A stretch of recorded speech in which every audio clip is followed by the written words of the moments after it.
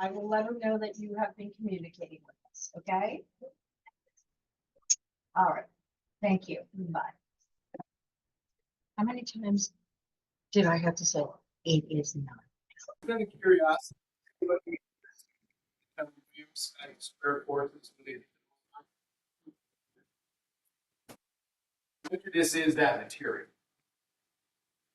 And now it's tasked to bring this to the market center of the regions. So those that took it, any takeaways from it? Those that took the class, did you guys have any ahas, any takeaways?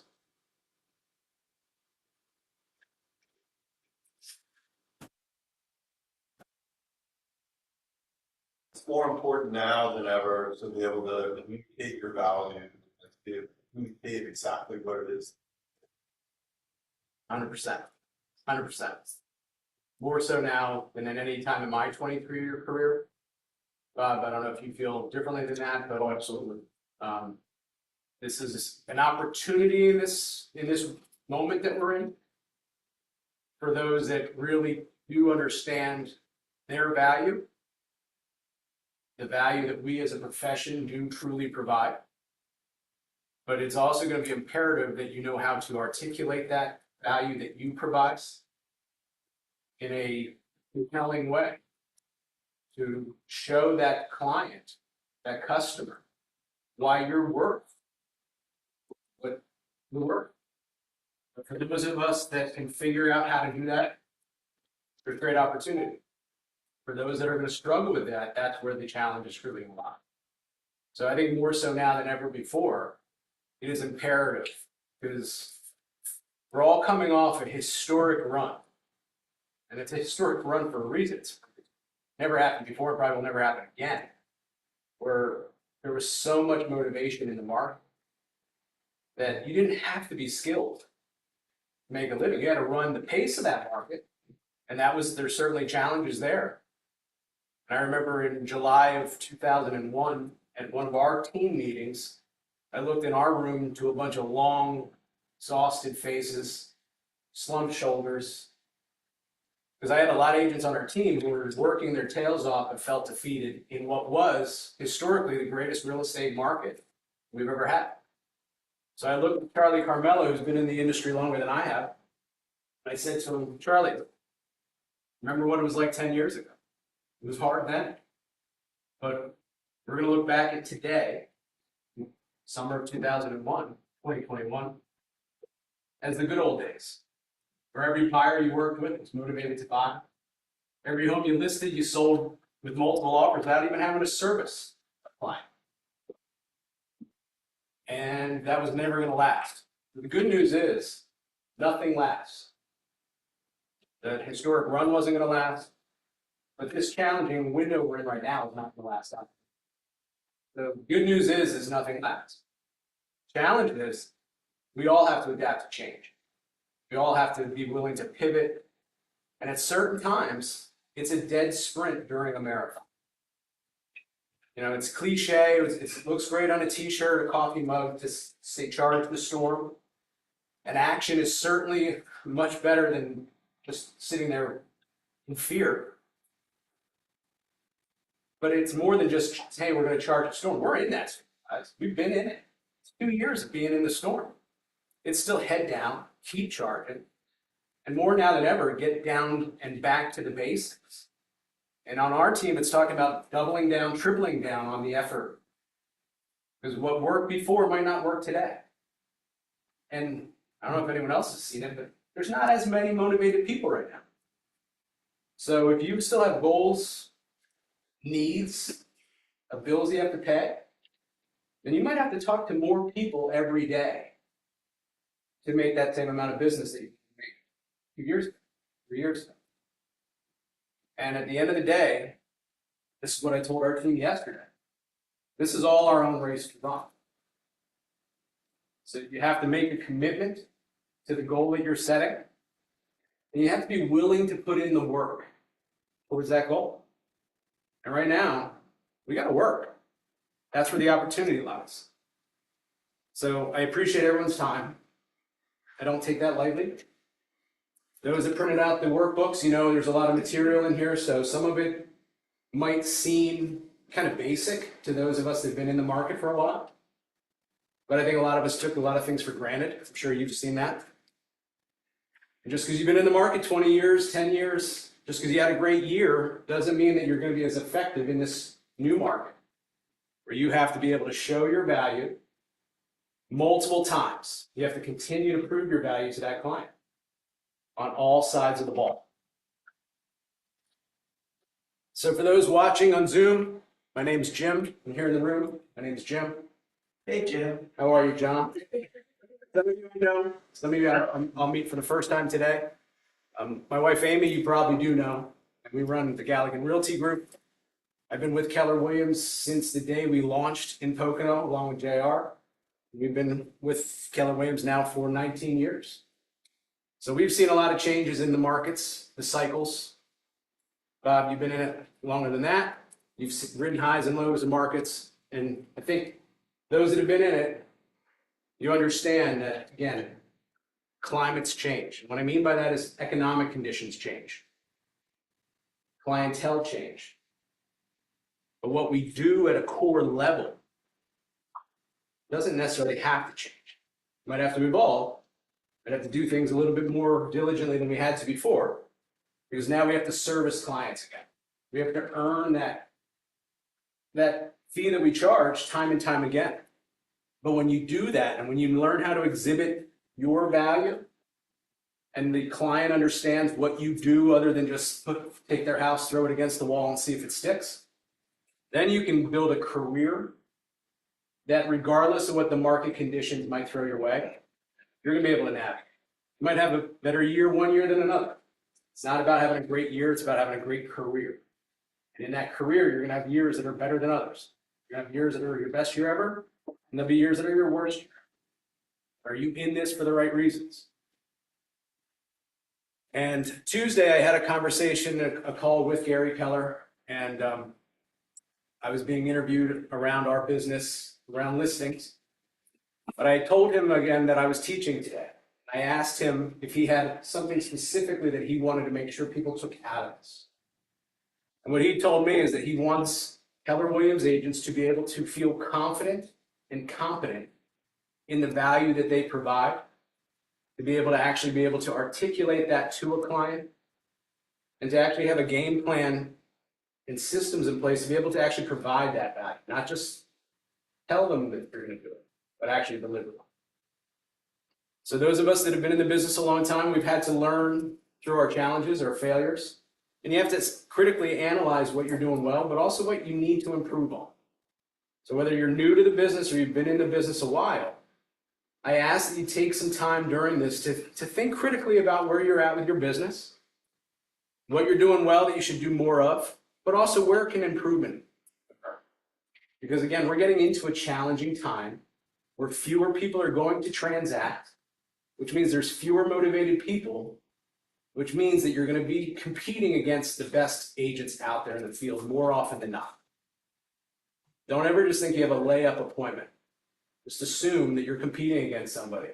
And as this gets more and more challenging, the people that are still going to be out there providing that value are going to be the best of the best. So just look at this critically and work on plans where you can improve your current value that you provide buyers and sellers. Let me introduce you to Value Square.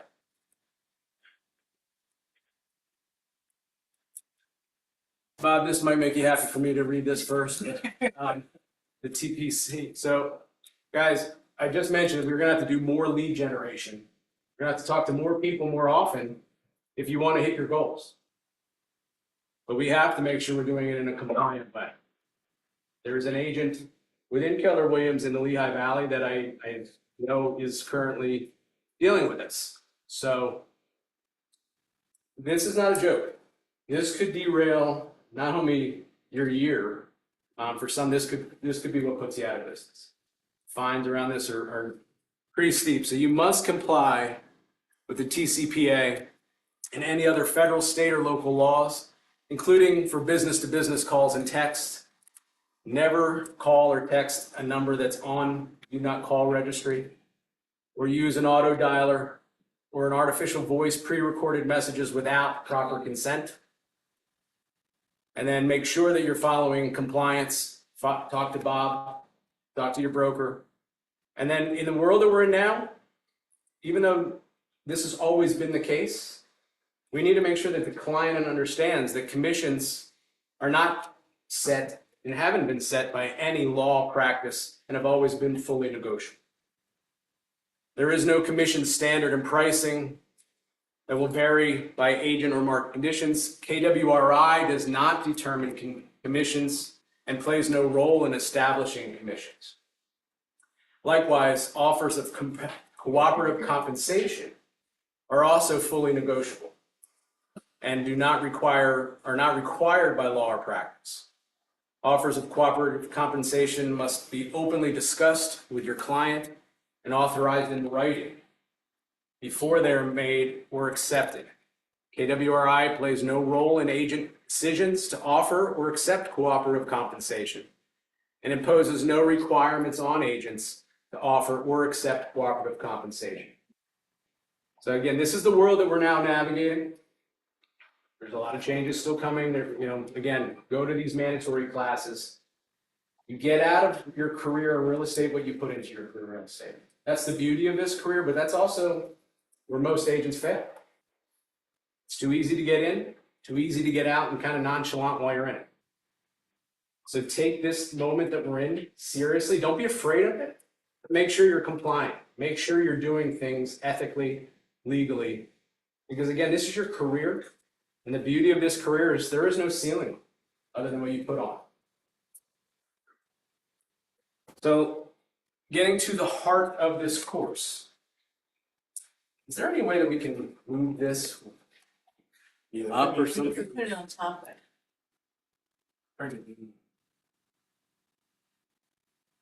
There you go. All right. So this is the heart of the course.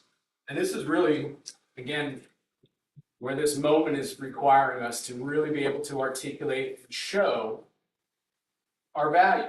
Because at the heart of all businesses is value. All businesses, regardless of what the field is, it's an exchange of value. Monetary reward for value exchange. And the beauty of this industry is we determine the value that we provide. And the clients will determine whether or not they feel we're worth the value that we charge based off of how we deliver on that value, how we articulate that value, and what we're going to do to earn that value. But the goal of this material is to help you understand how important that value truly is. And this is how you build a business that can become market-proof.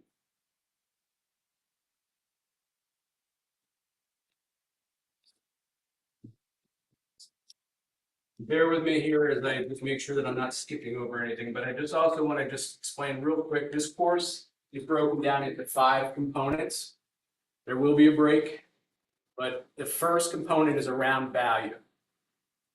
The second component is around fiduciary. And then there's a component of this around sellers, around buyers, and then around how you become a realtor for life. So the law of value. This might seem simplistic, but I think a lot of times it's overlooked, is that the law of value says that the value that you give is going to determine the value that you get. You're able to charge what somebody is willing to pay you based off the value that they feel that you provide. And we do provide a great service. We help people with the largest investments that they're going to have in their lives. So when you get a customer to understand that there is a challenge that they have that they might not have perceived and how you can help them solve that, you're worth what you charge, but only when they feel and believe that you're going to do that. So the challenge for all of us is how do we demonstrate that value consistently? So we have to be able to establish trust. And by establishing trust, showing them how you're going to provide them fiduciary representation. When you sign an agency agreement, whether it's a listing agreement or buyer agency, you're telling that client that you are going to be their fiduciary and working for their best interest at all times.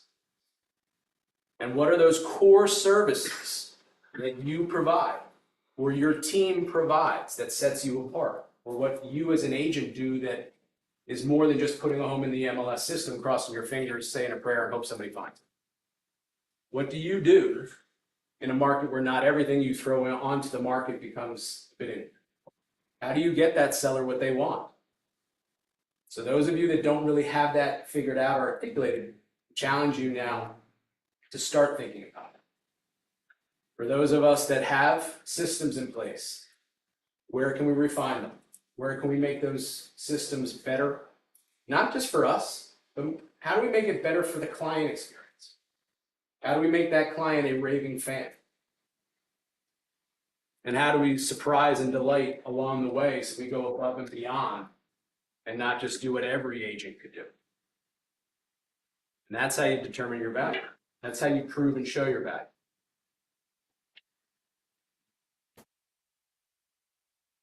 So the value model, those that took the class, they were calling this the value sandwich. You're going to kind of have some services that we provide that are kind of sandwiched in between those first two pillars, which is trust and fiduciary responsibilities. So again, you have to first establish and build and maintain the trust. And that's shown through your knowledge, how you talk to a client. Can you answer their questions easily, eloquently?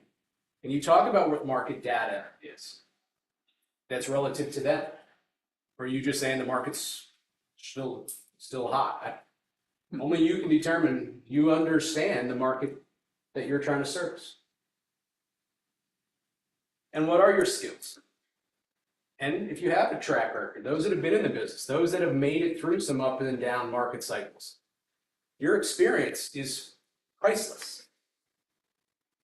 People are needing our advice, needing our skill, needing our experience more than ever. They didn't need it 2 years ago when everything you threw on the market sold. And that's part of the reason why people don't think we're worth what we charge anymore. And then that fiduciary. But in between there is those core services, which is what it is that you do. What we do as agents, but what is it that you do? And then being able to show them how you do it. Because I think a lot of times people don't realize how much we actually do behind the scenes. And maybe we make it look a little easier than it actually is. And then they don't realize what we go through to get them that smooth landing. And then along the way, how are we going above and beyond? How are we delivering those little extras that make them remember us, that make them tell their friends, family, coworkers that they should call this person? Because I promise you, if you don't, you might think they had a great transaction just because they sold. But if they don't feel like it was something special, when somebody else they know had a special experience, they'll tell people who not to call much quicker than they'll tell them who to call. So the model around value, it's 5 core pillars that we're going to be talking about today. And we're going to revisit this in each section.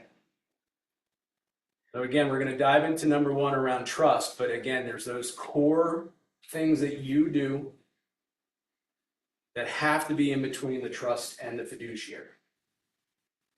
Is there anything, Bob, that you see that you want to add to this conversation as broker, someone who's been in it, seen it? No, I think it's being presented well there. I think it's good. So whether you call it a sandwich, I'm more of the model kind of guy, but I like models, systems. Am I blocking your view? Oh. So again, establishing trust. Those in your manual, this is section 1, big red page. And this is really the foundation. At the end of the day, if they don't trust us, they don't trust that you can be the one who can help them, they'll list with somebody else. They'll choose another agent to help them find the right house. We work really hard to establish trust, and a lot of times we have to establish trust over a phone call, an intro phone call with somebody who's 2 hours away, who's not going to come into the office and sit down and hear about the process of buying a home. When they come here, they expect to be looking at homes. So you have to be able to articulate, build trust over the phone. We lose more sales over the phone than we ever do face to face. So this is where, and anyone who's taken bold, tonality, mirror and matching, embedded commands, slowing your rate of speech down. Those are all things that they've taught us time and time again, which is the foundation how you get good on the phone. How you keep somebody who might have spoken to somebody else who was all over the place, and then they speak to you and they're like, wow, you know the market. Because they're giving us, whether it's their home or their purchase, they're basically giving us the keys to their Porsche. And say, please don't wrap this around the tree. They're trusting us with their largest investment. More importantly than this, we're trusting them with the roof over their head. I'm not talking about that investor client who's just looking to build a portfolio. I'm talking about the people that are trusting us with their dream, the roof over their head, which is their sense of security, their peace of mind. That's why they're stressed. That's why they're sometimes maniacs, and we have to try to keep things together. So you have to be able to not only maintain it in the beginning, you have to maintain it through the whole process. Because we like that. So they call this the circle of trust. And it's very simplistic, but actually, guys, it's pretty deep. It starts by having empathy. People are not buying or selling, in most cases, just because they feel like it on a whim. There's a why behind that purchase. Remember, that's their biggest investment. That's the home that they're going to build a family in. Or that's their sense of security. Maybe they lost a home in the past and now they got back on their feet. This is their sense of security. So we need to understand what's important to that person, that family. And it starts by listening, asking some questions about why they called you to come over and talk to them about listing their home. Why they called you about that home on 123 Maple Avenue.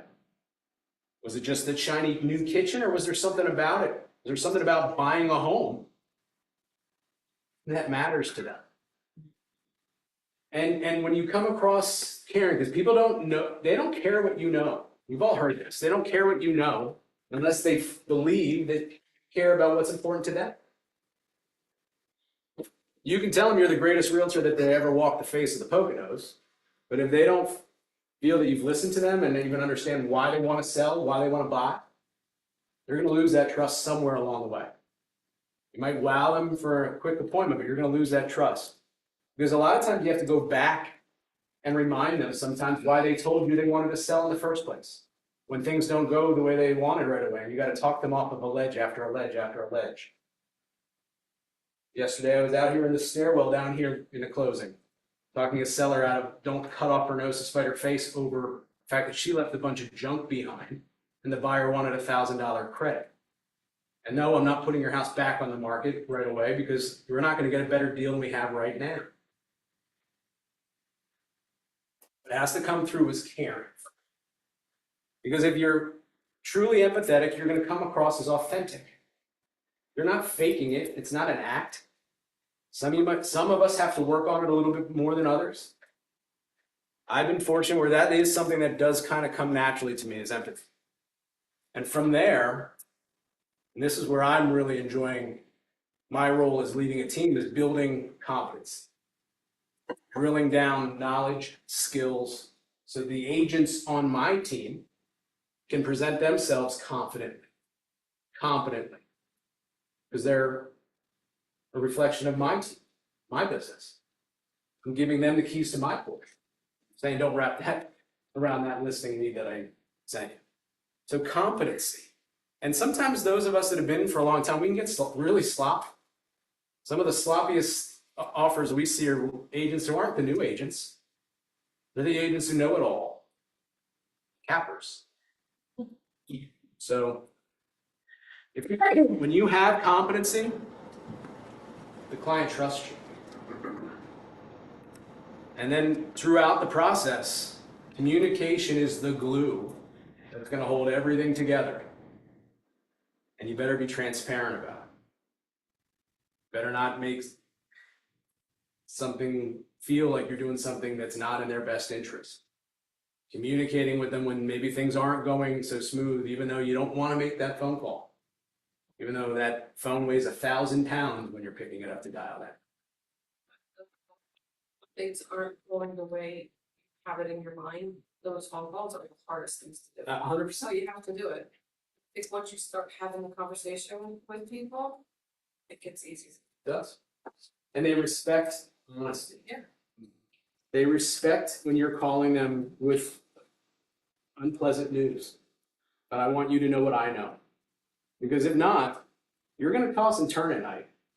Thinking about that phone call that you got that you should have made the day before that now is waiting for you the next day. And now it's got some fangs.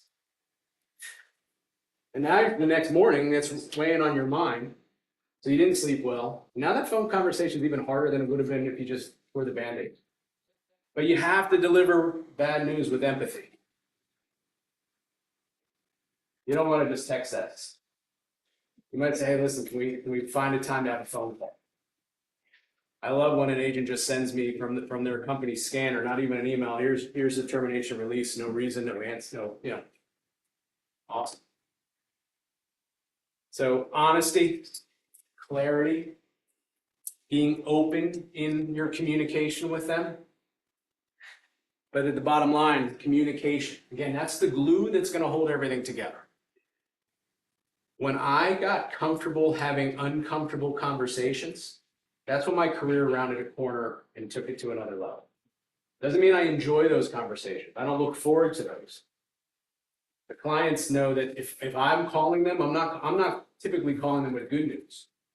My team does that part. I get to wallow in the stuff. I get to tell them the septic failed, the appraisal did. That's my job. And then when you show them that you are competent, that you have a plan, and that you communicate what you're doing in that plan, and you continue to do what you said you were going to do, now you're dependable. Now you're an agent that they truly not only trust, that's where they might trust you with their friend or family member.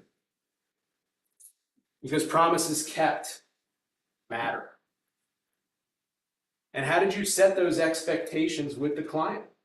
Because a lot of times I think the challenge is we set expectations that the client thinks that things are either going to happen like yesterday, or they have something in their mind that maybe you didn't uncover in the listing presentation when you were discussing with the buyer the process, the steps. So making sure that you really lay out the proper expectations and know how you can win and lose with that individual. That's important to know.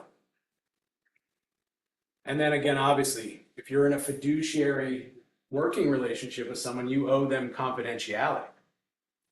And sometimes empathy and confidentiality go hand in hand. Sometimes people open up and let you know some personal stuff. That doesn't mean you should, let that out. I know this might seem pretty simple, but it does pretty good. It goes deep. And just if you can keep this, maybe you print this out and have this as a visual that you kind of keep by your desk, but maybe this becomes part of your listing presentation. When you start to really feel confident and comfortable about this, maybe this is an easy way for you to kind of explain what you do and kind of make that part of how you build that trust with the client from jump. But I would take some time. We're going to get into this, but it takes some time to actually put the game plan in. I'll tell them you're going to do a bunch of stuff if you don't have a plan to do it. Yeah, but it's simple, but I think it's so powerful. And I agree with you. I mentioned the same thing. I think you could print this out, put it by your phone, put it, just to remind you, keep you focused on those 4 key items. Yeah, because and one of the big stuff I love about all the Keller Williams stuff is they do have pretty simplistic visuals. They break their models down pretty easy to follow. I like to keep it simple, stupid. Maybe it's just makes it easier for me. Nice. I don't see why you couldn't, but No. yeah.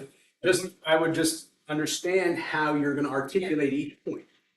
Because if you just show them that and you don't know how to explain it, but this is an easy and effective way to start building a presentation to buyers or sellers on what it is that you do with those core things that make you the person that are gonna deliver on those things that they need to have happen. And Jim, one other thing that I might add is when I have the consumers call that they're not happy with our agent, probably 7 out of 10 say, I don't trust them anymore. I want a new agent. Yeah, he's the one who deals with all of our shortcomings. We owe Bob an apology. Because again, it's very easy to lose trust. And right now, I don't know if maybe it's just our team, but we're dealing with some people that are kind of batshit, crazy. And it's probably not going to get any better in the next 6 months. So you need to deliver on what you promise, or if you're not going to do it, don't tell them you're going to do it. Don't overpromise. But yes, I would use this and figure out how you would make it yours. Anybody else have any ahas, any questions on this, or everybody pretty self-explanatory? So to that point, Jim, as you said, our clients are becoming a little more interesting these days. Yes. With introducing the circle of trust into our presentation, would it benefit both the client and the realtor on both sides to ensure that, hey, at the end of our commitment, which are dates, ask about that. How was my circle? Yeah. Did you, I think feedback's important. Feedback's the breakfast champion. Yeah. Because, and a lot of times we're afraid to ask, or say, hey, we only want to give the feedback survey to that person who knows and maybe.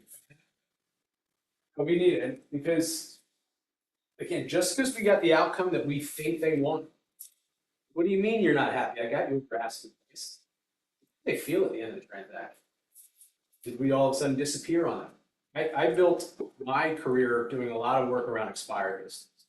For those of you that are new to the business, there will be expired listings again. But that's when people were frustrated at the end because most likely their agent overpromised about what they were going to do to market the home, overpromised what the market was going to support as far as price, and underdelivered.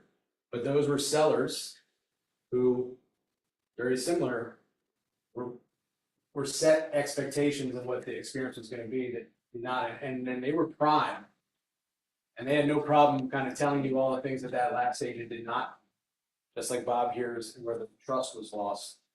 And those agents should have, even if the listing expired, for one, let the person know the listing was going to expire. That was also something you hear a lot. You're the one telling that seller that they're no longer on the market. Their agent was afraid to even let them know, hey, by the way, in a month, we're coming off the market. And that agent, if they wanted to build a long-standing career, they would learn where they might have lost or dropped the ball and get some feedback. So, sir, good or bad transaction, you might want to ask, hey, just say, listen, I know we closed, but how was your experience? Where do you think I did well? But is there anywhere where I could improve? Because if you want to build a long-standing career, feedback on, and we're going to talk about feedback in this course. Feedback and reviews generate a lot of business coming back to you when you have positive reviews. Buyers and sellers are reading reviews before they contact agents. We pride ourselves in having the most reviews out there. And we have ones that we thought we delivered. Got multiple offers. They got everything. They didn't have to do any inspections were waived, appraisals were waived, and then they roast us on a review. Yes. Amy spoke to this in a meeting, I don't know, last year sometime, I think it was. But so you have reviews and sometimes they don't turn out the way you think they're going to. Talk about what you do with it. Well, I mean, they're published. So we would, in that situation, try to just reach out to the seller just for one, to apologize that we gave them a poor experience and try to figure out where it was, or, you know, was it just somebody who's, listen, some people are just gonna give you a bad review. So you take that to, you know, we don't sit there and beat ourselves up over it. But also, if every review was 5-star raving, then I think you're only asking your friends and family members to fill out a review. So we try to learn from it. We look at our systems critically. We have a lot of fierce conversations in our building around our systems, our processes, but we try to get that feedback. And one of them, we were doing just a contest last year to our database with a gift card. That guy that I sold his house in Saylorsburg, were again one of those deals where we had multiple offers, inspections were waived, cash deal. He blasted something back at the end, and I called him to just try to clear the air, and I'm a worm, I'm a snake. Because he felt that I didn't send him a Home Depot gift card or something after the closing, which is really why he was mad at me. That when he sold a home 25, 30 years ago in New York, his agent gave him a gift card or something. And I did not. But that was what he remembered from the whole transaction. Now, in those situations, he's off like, all right, we're not going to email him anymore. We got our feedback. Wish him well in South Carolina. We don't expect any referrals. So it's been a single child. Because I thought you got what you wanted, well, a year later, he doesn't remember that. He remembers that he didn't get a gift card. And we sat at the closing and everything was fine, and he was expecting one to come in the mail. So the circle of trust can get broken at any point.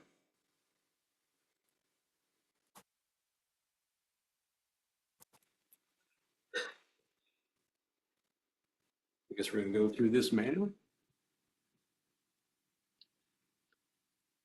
You have to click on it directly. Clicker was working earlier, but.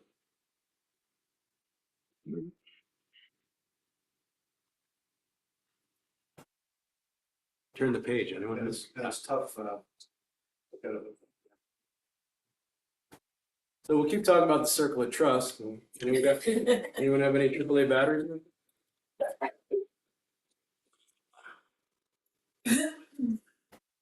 think this is gonna make it larger, not turn the page.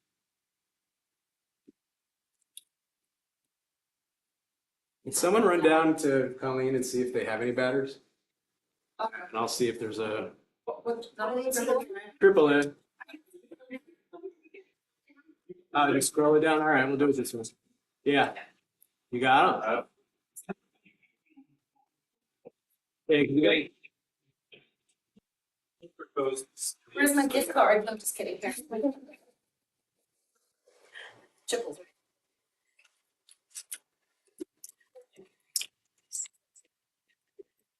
A drop of the hat, I need to measure a house, yeah, I have my little right here. That's good to hear, because speaking of expired, I listed an expired in Pine Ridge once, and they told me, wow. Because then I used a tape measure, but they said, wow, the last agent just pasted it out. They did. That's how they measured the rooms, they paste it.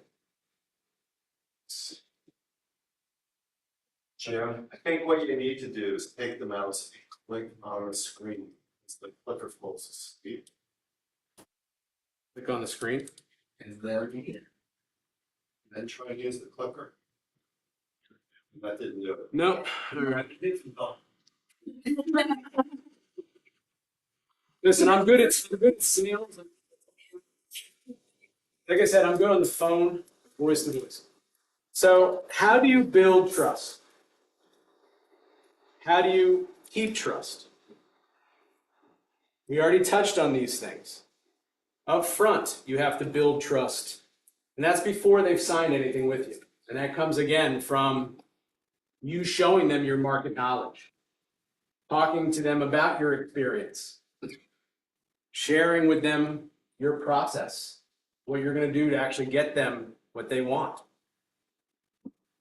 And then again, prove it to them in the act.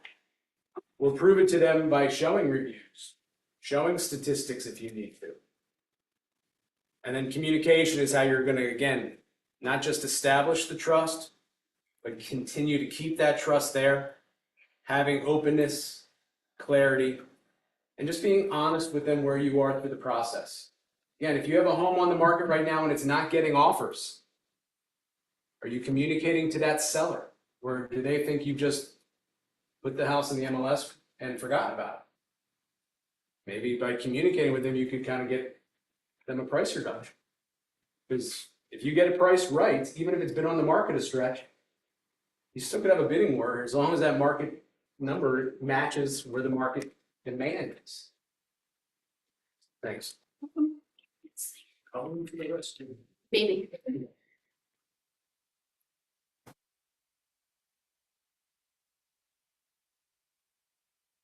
Technology. Love it. There you go. Does anybody have any questions, or does this not make complete sense to folks? And how do you keep the trust over time? You just continue to show everything. What that means is check in on them. You know, we don't have to be in the midst of COVID to do care What calls. do you do so we don't have calls? The battery wasn't in. Deliver.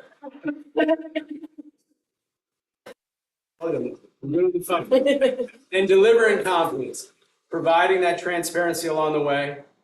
And then again, if you do what you say you're going to do, if you tell them you're going to call them on Friday and you call them on Friday, well, then you become reliable, dependable. They trust when you tell them something. But if you tell them you're going to call them tomorrow, I was busy, things got out, got a hand, and then you forgot to call that client that you told them you would, then they're going to end up calling Bob and tell them they don't trust you anymore, and they're going to ask them to put a new agent on their home. Promises kept. If you're not going to do it, just don't tell them you're going to call them once a week. Don't tell them you're going to give them feedback. Just tell them showing time will deliver the feedback when someone completes the survey. That's the level of value that you want to provide. Then again, you might not make the income that you're hoping to make. And and again, I'm not saying this is easy. This is a lot of stuff to try to do. We do more than what people think. Sellers. So we have different tiers depending on their personality, needs, who's an A, B, C client that just run once in a while, know that you're still there, versus that person who needs explanations and. Yep. So ultimately, we don't have this, we cover growth, there are certain things that we do. And then we divvy up how that can, again, as a team, you divvy up who's each way. All know who's supposed to. Again, if you tell them you're going to do something, just do it. If you're not going to do it, set proper expectations. And don't tell them you're going to deliver on something that you don't plan on delivering. Tell them what you will do. Under promise, over deliver. Yeah, every time. And then you're a pleasant surprise. And then they remember that experience and they'll tell a friend, they'll tell a family member. They'll come back maybe when they need you again. And I'm sure you have this, Bob, I know you, and anyone who's been in the business a stretch, when you can become the family realtor, that's pretty cool. When you're helping generations of parents, kids, grandparents, you're their guy. But you still don't take that for granted. You still have to maintain the trust after the transaction. Because this is a relationship business. It's a contact sport.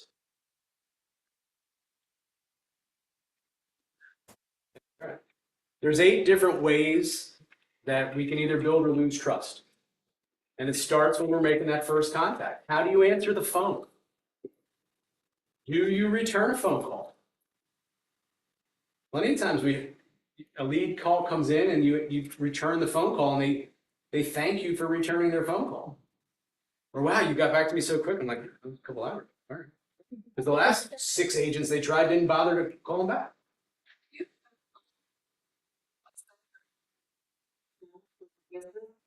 personally? Just one. Me, this. I made peace with that a long time ago. Long time. Other members of my team have too. So when you. I don't want the one I have. have. I'm sorry? So when you. It's not a or possibly. A lot of times they end up getting my voice now. Because one of two things, either one, I'm on an appointment, if I'm on an appointment, and I'm in, my phone's on silent. They have my attention. And that builds trust, shows that you're professional. But also in my situation, a lot of those calls ultimately are not my calls to respond to. So there are leads coming in that I would forward to the agent on our team who's on floor at that moment. Or it could be somebody calling me that would ultimately go to our transaction coordination team. So I kind of just forward a lot of voicemails because if I call them back, get into a conversation with the buyer and then pass the baton, it's easier if I just forward that voicemail. It's quicker. So a lot of times those unknown numbers will, for me, go to voicemail. But ultimately, someone on the team is supposed to get back to them prompt. You know, speed to lead does matter. Oh, I mean, obviously, when you're answering, it, like we all should, when we answer it, we're saying who we are and where we're from. I mean, it starts when you answer the phone. Hello? I'm sorry, I'm calling a business again. And if you're having a bad day or and I always dread, like when someone, they answer I'm calling someone in our database, just doing a normal lead follow-up touch. And maybe this is just their stall or their way of just salespersoning me. I'm in a meeting right now, I can't talk. I'm thinking to myself, why'd you answer the phone if you're in a meeting? I'm at work right now. If you go to voicemail. And so, and I set business hours. I'm not telling anyone else what to do, but before I had a team and before I really had leverage in my life, it was like dying, it was bleeding to death by paper cut. The constant, my phone is on silent all the time. If I pick it up and it vibrates, then I've got a text, a voicemail, something. But I need to be able to not just have it constantly ding, ding, ding, because I don't complete circles of what I'm working on at that time. So for me, I made peace with that a long time ago. But I used to, and I still have my voicemail after 6 p.m. That call will return first thing the next morning.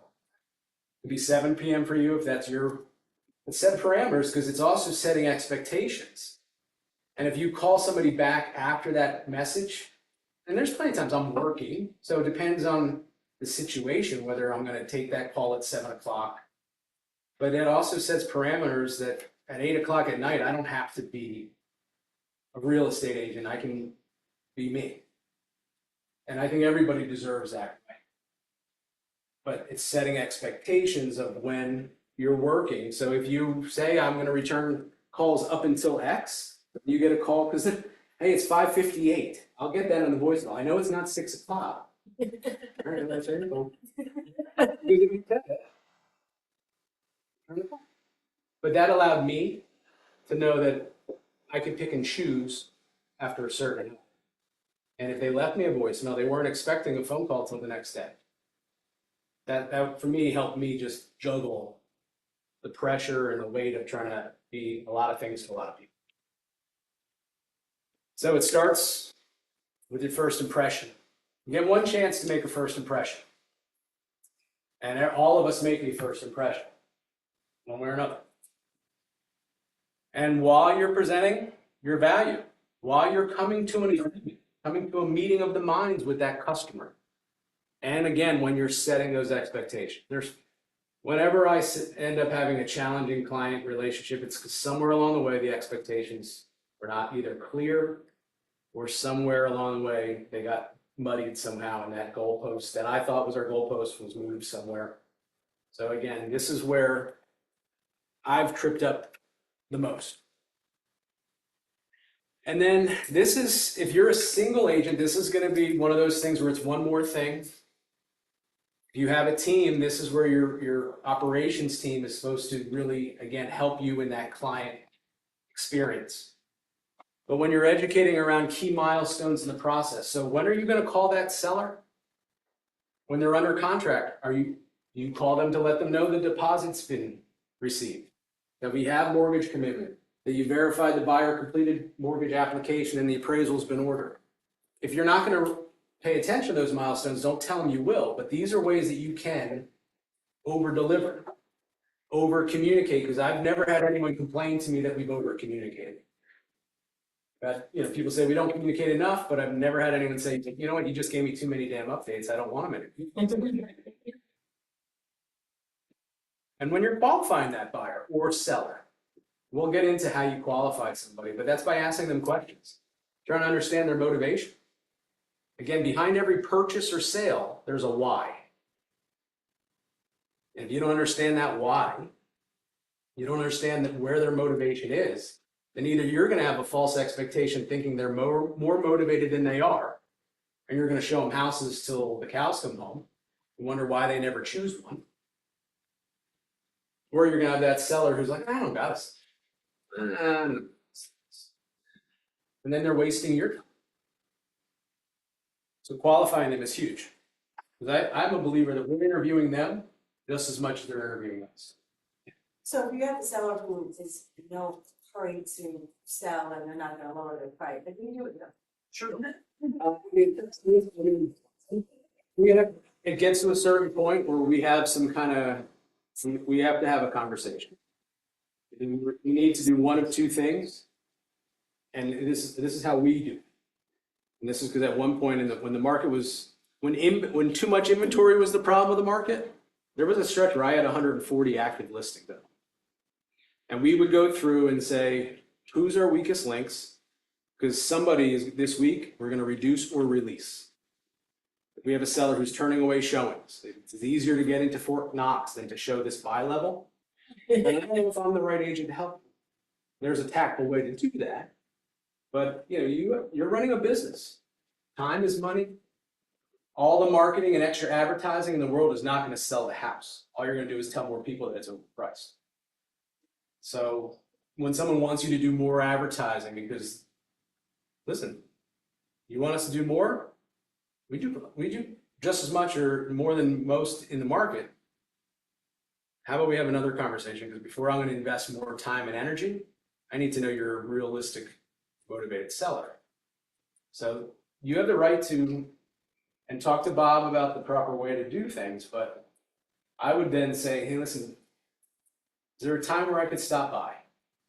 If they live in the home, if they're absentee owners, you might have to coordinate a time where you can have a conversation, but listen, I just want to stop by, sit down with you, just kind of get back on the same page just to see if anything's changed.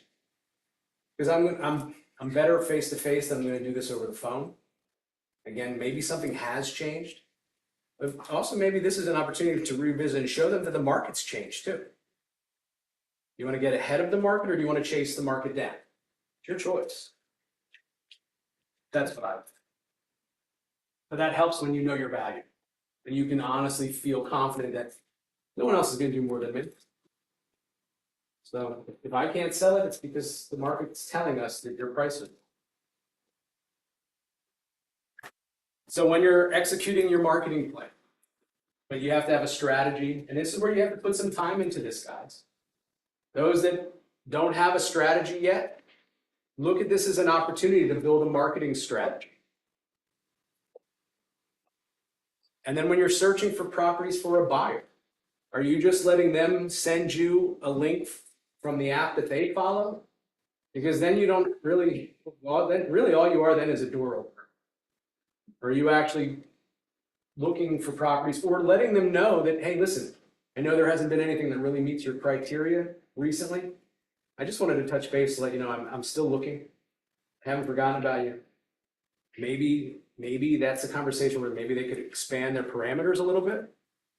Maybe broaden the area that they want, you know, if they're trying to have you find this little radius, maybe they got to expand that radius.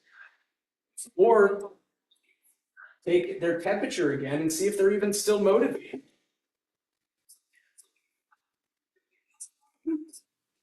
Like, there are no. And you have to, and you have to explain them with empathy. You have to show them that, listen, not that we made a career off of selling a whole lot cheaper than 150.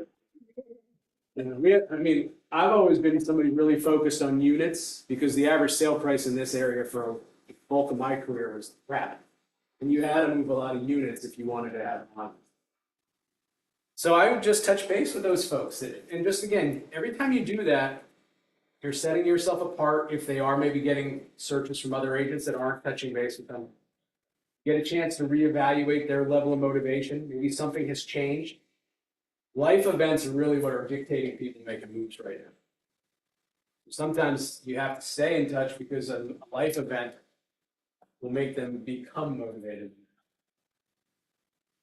And then obviously when you're negotiating, showing them your skill, whether you're working for the buyer or the seller. If you're a fiduciary, you're supposed to be representing their best interest in that negotiation. That's why our team personally decided that we were going to not act as individual dual agents. I don't show listings that I have because I have a fiduciary responsibility with that seller. I'm on their side of the fence in any negotiation because I know why they're selling. I know what their bottom line looks like.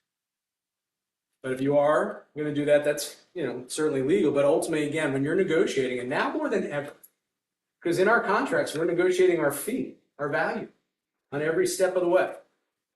And then obviously when you're under contract, those contingency dates.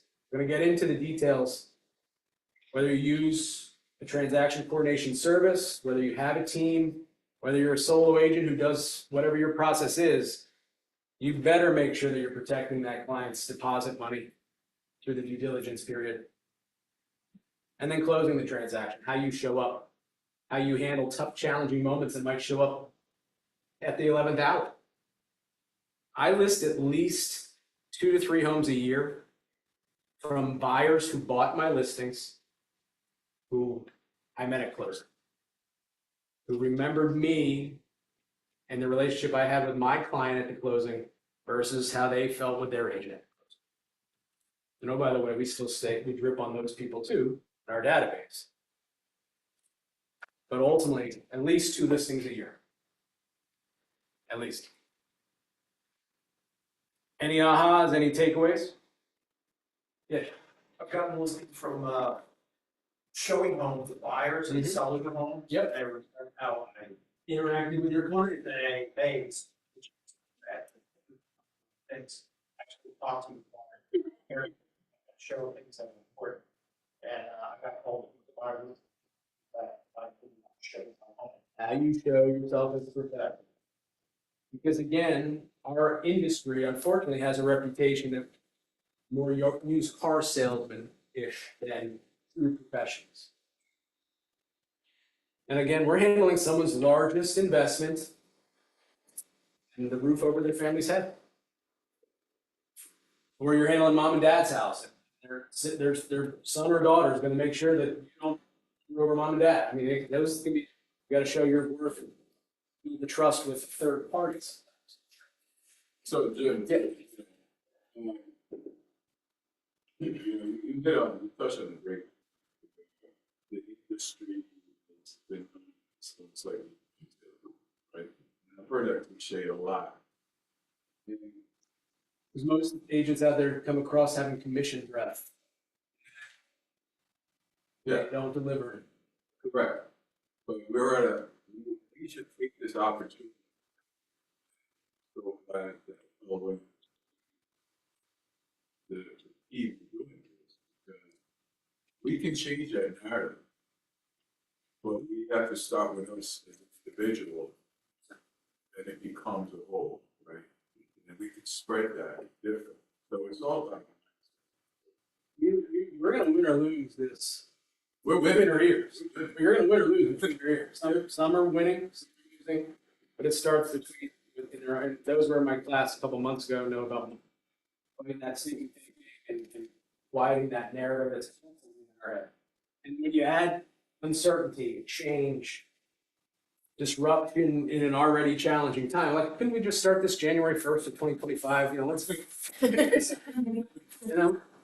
But ultimately, that for some, their mind is screaming out of them. Where others right now, okay, it's gonna be hard. Are any of us looking forward to navigating what's coming? No. But is this an opportunity?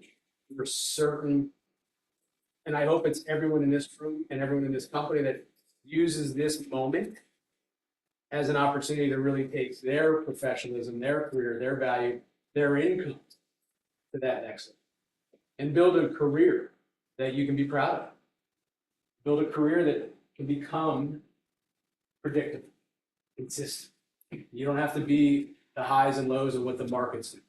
We can't control the economy, but we can control our economy. I'm a firm believer. And sometimes it's a dead sprint through a marathon when you're already exhausted. And I think right now is that time where we all better find that extra gear. Because we're gonna need it. And I know we're tired. I know it's been a stretch. And I don't mean this coldly, but get over it. Right. What isn't hard? People have it a lot worse than us. I mean, listen, we know what today is. We're complaining that interest rates are 7%. 80 years ago, they would have been happy to have a 7% interest rate. It's humid out and rainy. I don't feel like cold calling today. I don't feel like doing scissors. All right, well, somebody's going to. The hungry ones will. So again, trust is built at the onset, throughout, and post-closing. And it can get lost much quicker than it can be gained.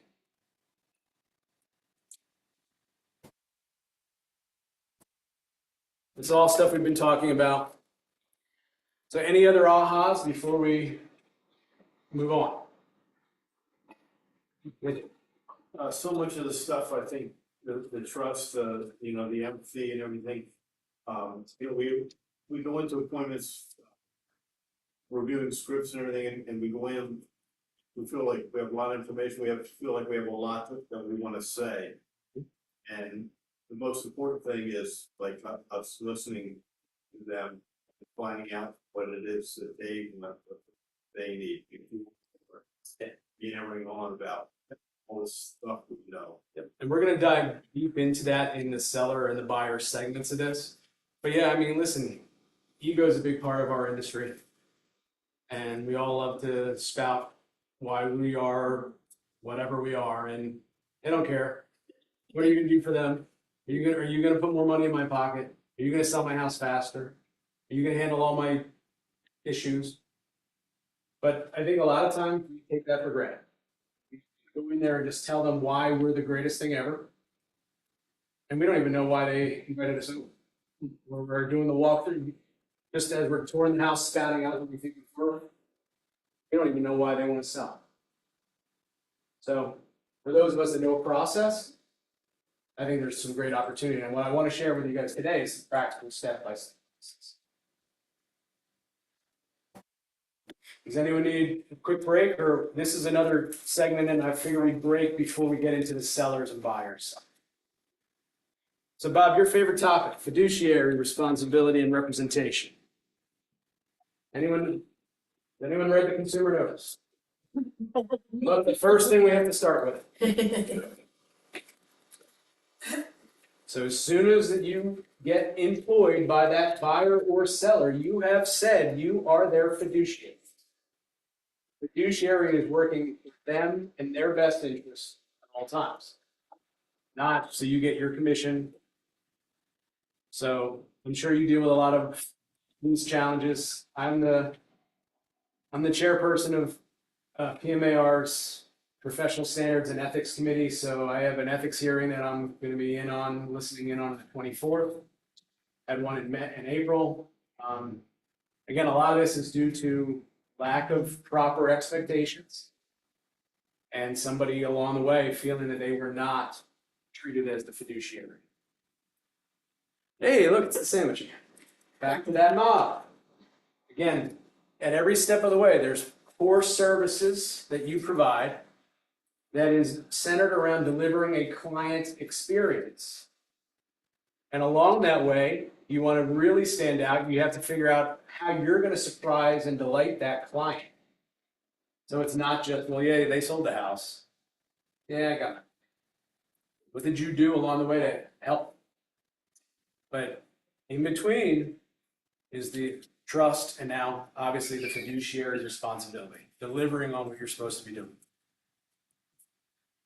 And I think a lot of the challenge right now is we are viewed in many ways. When I say used cars, I think that's viewed as functionary.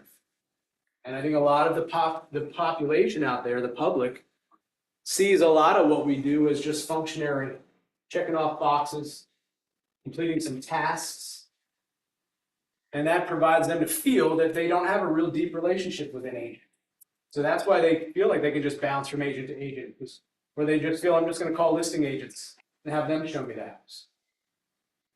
Because that functionary is basically a door opener, and they're just serving them a purpose, but they're not taking any responsibility in their day-to-day actions. And there you're just kind of spitting out information, answering questions with just basic, no nuance. So you're just kind of reporting what basic information or data, and you're more reactionary than proactive. And again, you're just focusing on tasks, more telling versus educating. And again, the public feels that that's replaceable.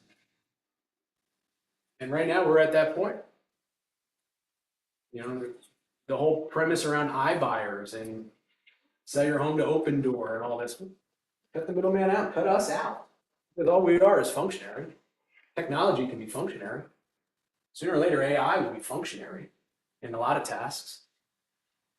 And I'm living proof that you get paid in relation to the services and the value you provide. I don't have a college education. Prior to real estate, I loaded trucks for UPS. At 19 years old, I found out I was going to be a dad.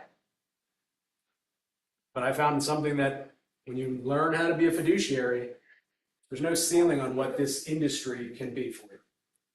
But you have to be relationship based. And the last couple of years, honestly, were pretty painful. It was a harsh reminder that maybe some of the people I thought were relationship clients were not, when all of a sudden their home showed up on the hot sheet with somebody else. Or all of a sudden you were. So I had to eat some humble pie. My ego had to take a kick to realize that it's staying in relationship, becoming irreplaceable, and accepting the responsibility when you drop the ball, making sure that when you are their agent, that you're taking on more responsibility. And you're not just reporting data, you're advising them. You're explaining things to them. You're talking about trend lines that are starting to form in the market. So you can kind of help them understand where they should be to skate towards the puck, where the puck's going versus chasing after it. And focusing on the outcomes. Educating and guiding, and then again, you become irreplaceable. You become a family's real estate agent. You become that realtor for life. And that's when real estate becomes a little easier for you. You get a couple more layup appointments every once in a while. You get a couple more come list me calls. I'll take as many of those calls a week as I can get.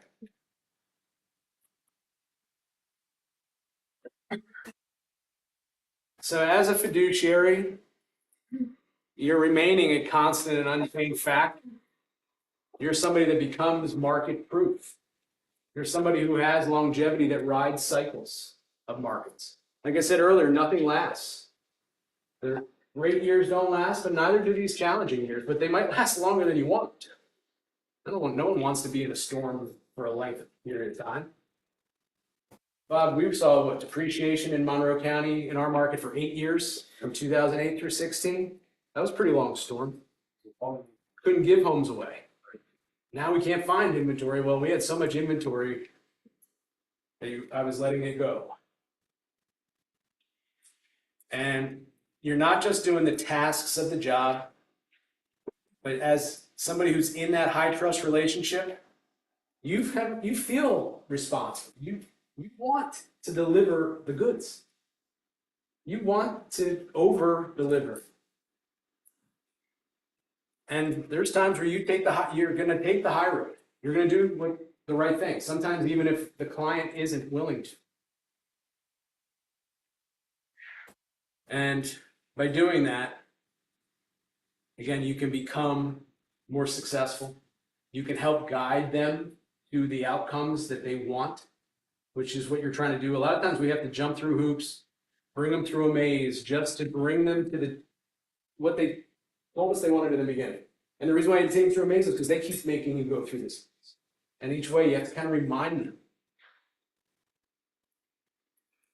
So in your career, have you had situations where you've seen the difference even in your own relationship with clients? And you don't have to answer this, but think about this, where maybe you didn't show up as that fiduciary. And you felt burnt or feel the sting of maybe somebody choosing another agent after you were working with them for a little while. Maybe you have to just go back honestly and critically. And don't blame them, but look honestly in the mirror and say, all right, was I really proving that value along the way, or was I just acting as a functionary, just checking off some boxes? If they sent me a home, I'd email it to them. Or am I actually sending them searches? Am I actually talking about what we're seeing in the market? And right now, again, if not, that buyer, especially if they have to compensate us, they'll find the person who is doing that versus the person who's just going to open the door.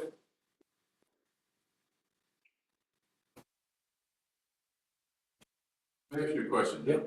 With today, with technology out there, there's so much, the buyers and sellers now have so much more information. Yep. Yep. So how,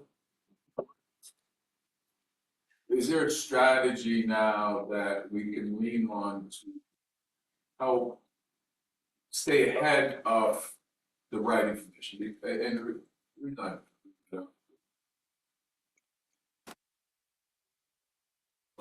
I'm putting the elements, everything comes like, well, I got clients sending me stuff. How could they have the house here, with these verbiage and wrong price? You can't control that. Right? So these are your listings? Yes, that are out. Sometimes they just don't get it right when they pull the data. We call that on. Right. Part of that classic movie. Just having versus having your own platform on those sites. You're getting, have more control over how that data appears. But it is more challenging now than ever and so what we try to prep is setting the expectations. And I'm fortunate where I have a marketing director on my team that's her job. But when it's not correct, they call me. They send it to me with the I let Crystal know. And sometimes it's just setting expectations that, listen, there's some things that are not always 100%. We forward them the links. Yeah. We want them to see it from us before they just hit their app. On the buy side, I just also explained to them that, listen, there was a time, and I was just getting into the business when the books were phasing out. But we, at a time, through the MLS, had control over that. We don't have it. So I'll ask the buyer, not that I'm working a lot of buyers, but the buyers I'm working with, there's a listing attached to them. So I asked them, what's their preferred app? Where do they look? And I stressed it, and I just explained that, listen, through the auto feed of the MLS, that these listings are going to be hitting these apps usually within, I'll say anywhere from 15 to 60 minutes, depending on it. Could be less. And if they see something that hits the MLS, it'll come right to their saved search of that. And I'll ask them to just understand that, share that with me. And I will definitely look in the MLS every day and send them what I think will work for them. But if I'm out on appointments and I'm doing other things at that moment and somebody posts a listing that hits the hot sheet and send it on their app, I just explain that they're going to probably know what hits the market just as fast as I would know, but let me know what's catching their eye. But I try to just ask them what app they use, so then this way I can also just make sure that I know where they're going for their information. And if it's not the most accurate source, I might recommend what I feel might be a more accurate source. So, and I also stress to the sellers that, listen, your estimate doesn't have any bearing on what your home's gonna sell for. And the way I explain it is basically they take the average price per square foot in a zip code over a window of time and they throw it in a blender, and based off of what your square footage is and what the average price per square over that 2 weeks or 30-day period, well, that's what your home's worth. And if some high-end homes sell in that stretch, everyone gets a bump. If there's some lower price points, then everyone, it means nothing. So I try to set those expectations. So this way I'm trying to, again, diffuse those awkward conversations that might come when they see something online that's not maybe as accurate as try does. I mean, nothing works all the time, but everything will work some. This segment is going to be a little bit deeper, where we're going to be talking more about some step-by-steps. So if anyone needs a break, if anyone needs to check voicemail, I appreciate respect everyone's time. 1:15, so let's say 10 minutes. Yeah.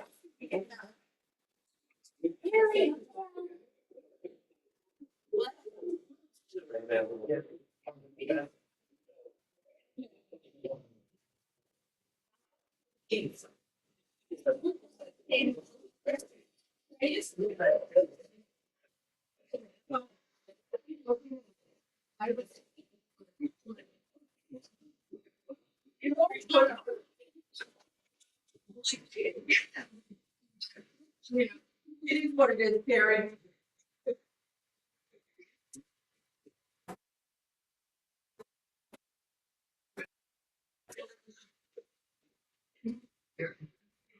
Yeah.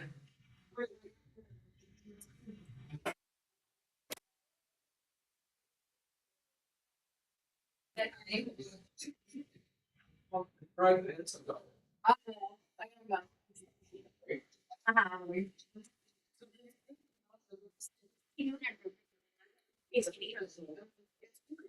was like the first thought that I was thinking. I close by. yeah, I was like, I need that. I thought, you know how many I bought? Oh, yeah.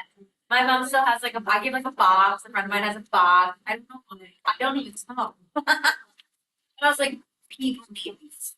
They're my career. A lot of Yeah. Now they didn't even I don't know why I did it, but I did it. my database at the very beginning was bar notes. Yeah. I mean, maybe that's what I was thinking. But I just saw on this. it's funny.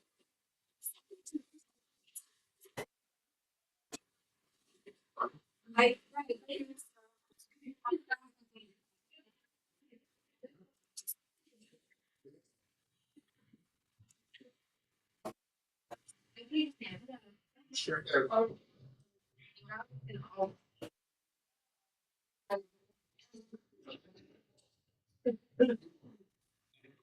I'll take your.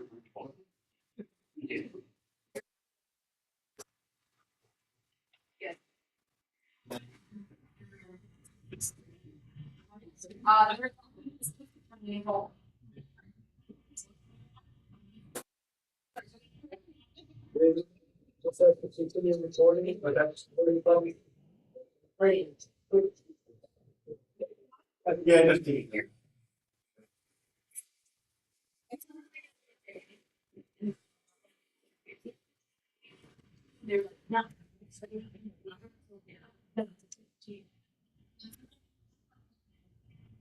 I was like, no, maybe in Jackson. That's what we said.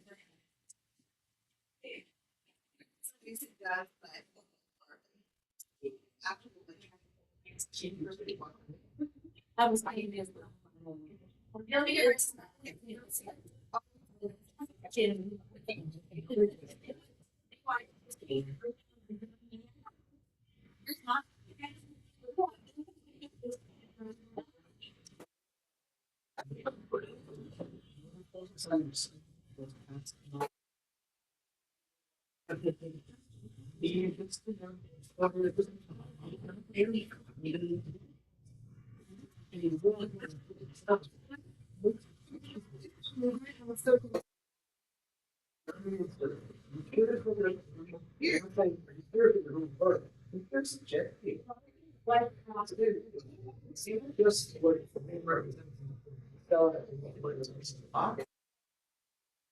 They have to go for education.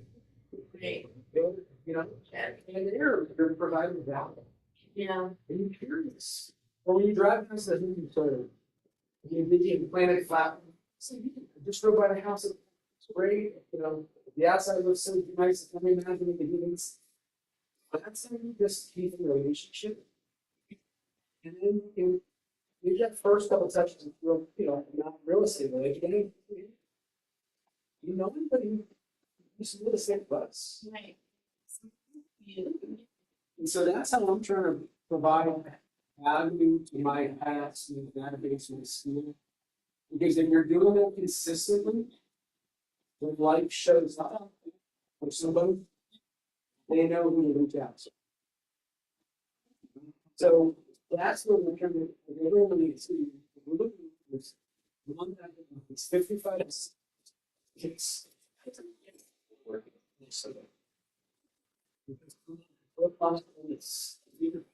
here, they're one of one or two. But it's 6% of our business. So spending marketing, marketing that base. Good market to Yeah. Instead of. That's right, that's where we providing value. And hopefully then there's going to be selection down the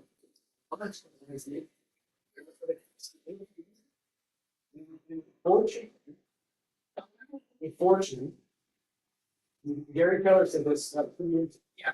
Unfortunately, the real estate industry is getting a bit of a reception. So you're coming on this, every sort of run. But you kind of stole from this year, 2 years. You know, people that probably would get stuff this year, their plans up was million money. Right. You know, they got swept up, so it's record number sale.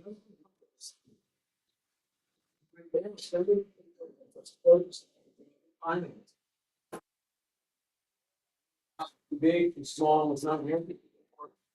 But they refinance it 3 years. One year, so they might not do that.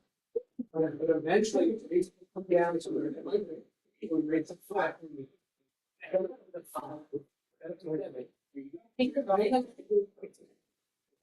But it's providing market. You just offer things to questions. Whichever is quick attach. Who wastes my time just to answer questions, techniques, you know, say if there's just anything that they just make the choice, because then sometimes it's well, we have a pump, you have full contract. Yeah. Trust. Don't be away here. They're gonna get rid of one. Provide value along the way.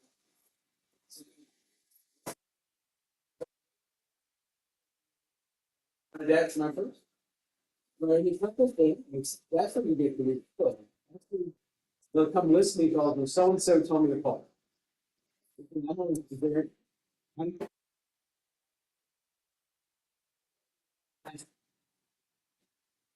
Was that?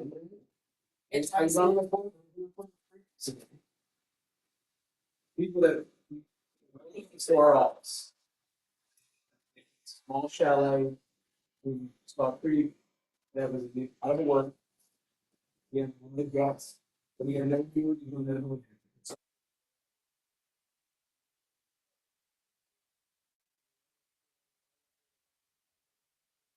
well, they were in the curtain section.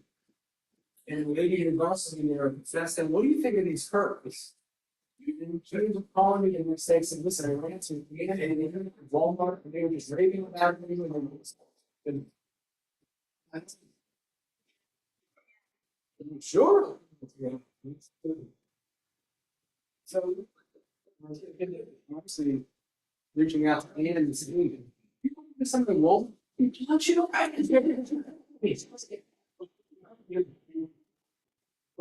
Not.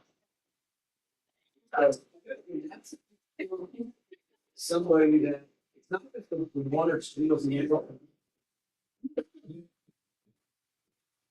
doing this is implementing their experience, whether it's the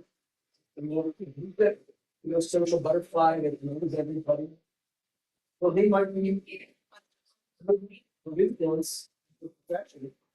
And a recommendation from them, validation. And certainly the management said, listen, you tell me problem, you know, you don't have much esteem for that. Not everybody will always view that. Remember, there are candidates. They're the ones where you show a picture about it.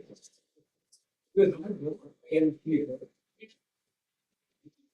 We're all pretty co-fascinates in the ways. Remember one, maybe 3 names. They don't do this, but it's meetings, they don't do it. But that's another meeting they feel consistently going. You know, they come out every once in a while. And if we show up, don't show up. You know, you all say, hey, you never went to sell when you got the property now. Here's the last late. Sometimes that's 5 years.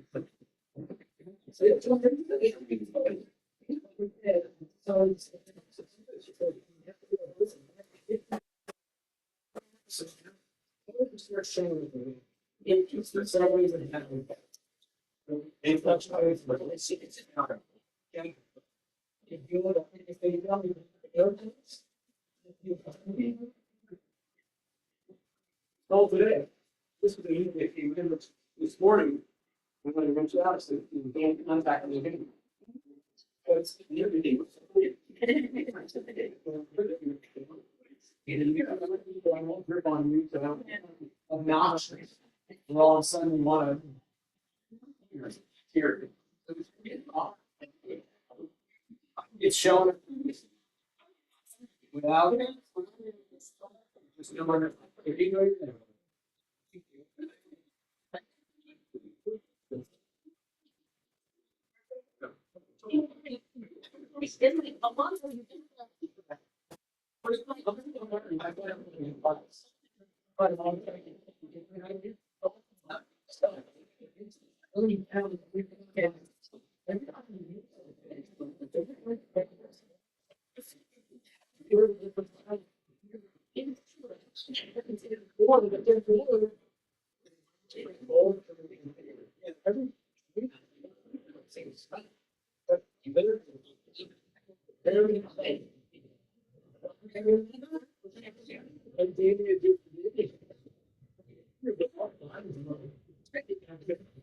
and then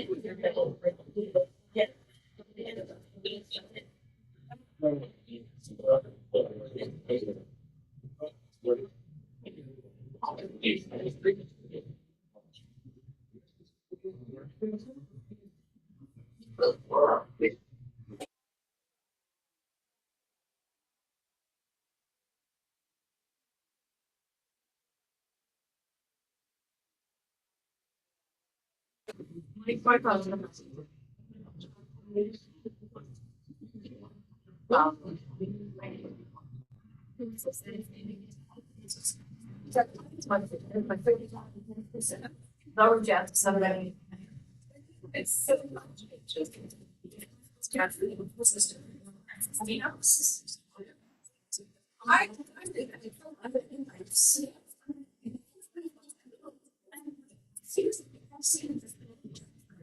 I think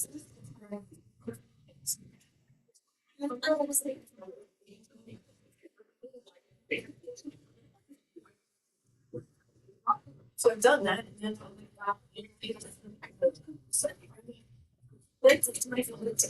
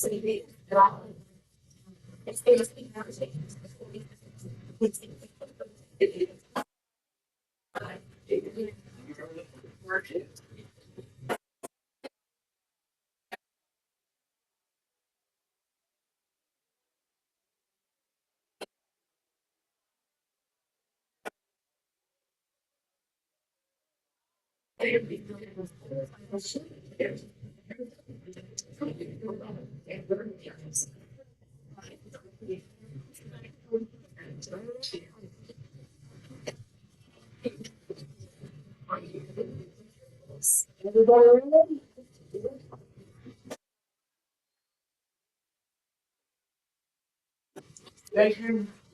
Again, I appreciate everyone's. It's the long course, so I don't want to take you away from your business or having a life after this. But this is a segment that's near and dear to my heart. This is probably the reason why I've been asked to be part of this course. So anyone who was in my classes in the past, I'm not shy about sharing that I'm all about the listing side of the business. Not that I don't care about the buyer side of the business, but I decided a long time ago that my focus was going to be best spent around this part of it, because this is where you can actually build a business, you can build a long-term career, and you can have a life in it while you're. It's really hard to do that while you're running the buyer side solely. But that disclaimer, I love buyers because I need a buyer for every one of my sellers. And buyers become future sellers. We're just talking about that. How you build a long-term career is you continue to stay in a relationship with everybody that you've ever helped. Because buyers ultimately become sellers. And if you show up as a true pro and handle yourself as that calm hand in stormy waters during negotiations or at maybe a tense closing, well, those other buyers who bought your listing may end up deciding to be your client in the future as well. So again, we need buyers. Buyers are very important. But buyers will find you when you have the sellers. And that's one of the beauties of Keller Williams. In 2004, I was in some secretive meetings with Keller Williams, because there was not a Keller Williams in the Poconos at that time. And they were looking to bring one to the area. And one of the things that really blew my mind about Gary Keller and the MREA book and the models was it's your listing, your lead. That's how you can build a business with this company. And that's where you can build a team because you have leads that you can't service and keep up with, but only when you have listings. And I promise you, we were just talking about the apps. The buyers will find you when you're the one whose name is attached to that list. One area that I would put my focus on and really get good with my value is this. Because if you get good here, you can sell any house to a buyer that wants to buy a house. But just because you're good at showing homes and good with the oohs and the ahs, which is important, and building the rapport, negotiations, doesn't mean you're going to be good on this side of the ball. Because this is a different conversation. Not every seller's selling because of a happy time in their life. Not every conversation with a seller is a comfortable one. Earlier I mentioned that my career took that next corner when I got comfortable having uncomfortable conversations. And that was telling people what they didn't want to hear. Usually around what their home was worth. So, not everything you list is going to sell.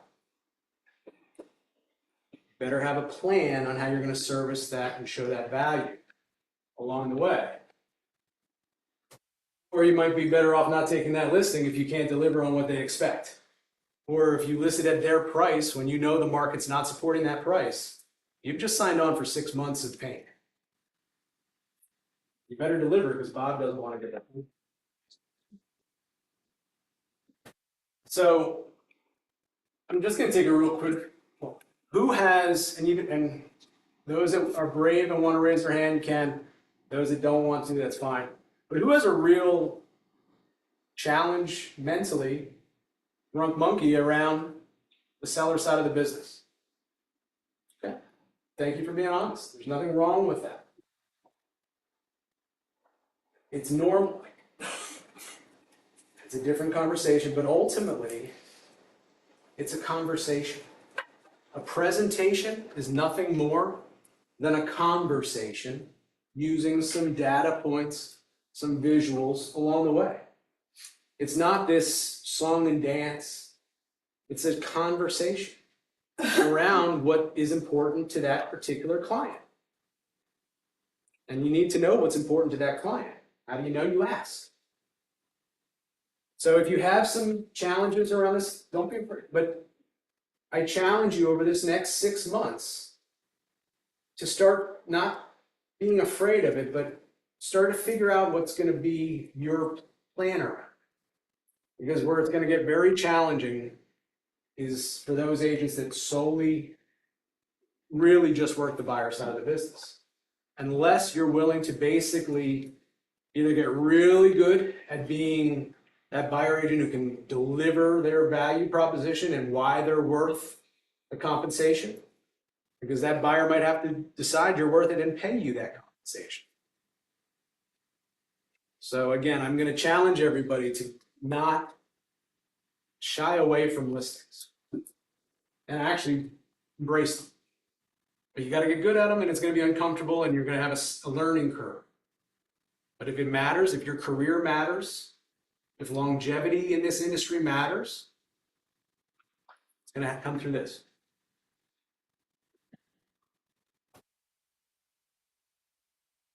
It's the model. We all know, but now we're going to start talking about some seller core services. We're going to start talking about how you deliver the client experience on the listing side.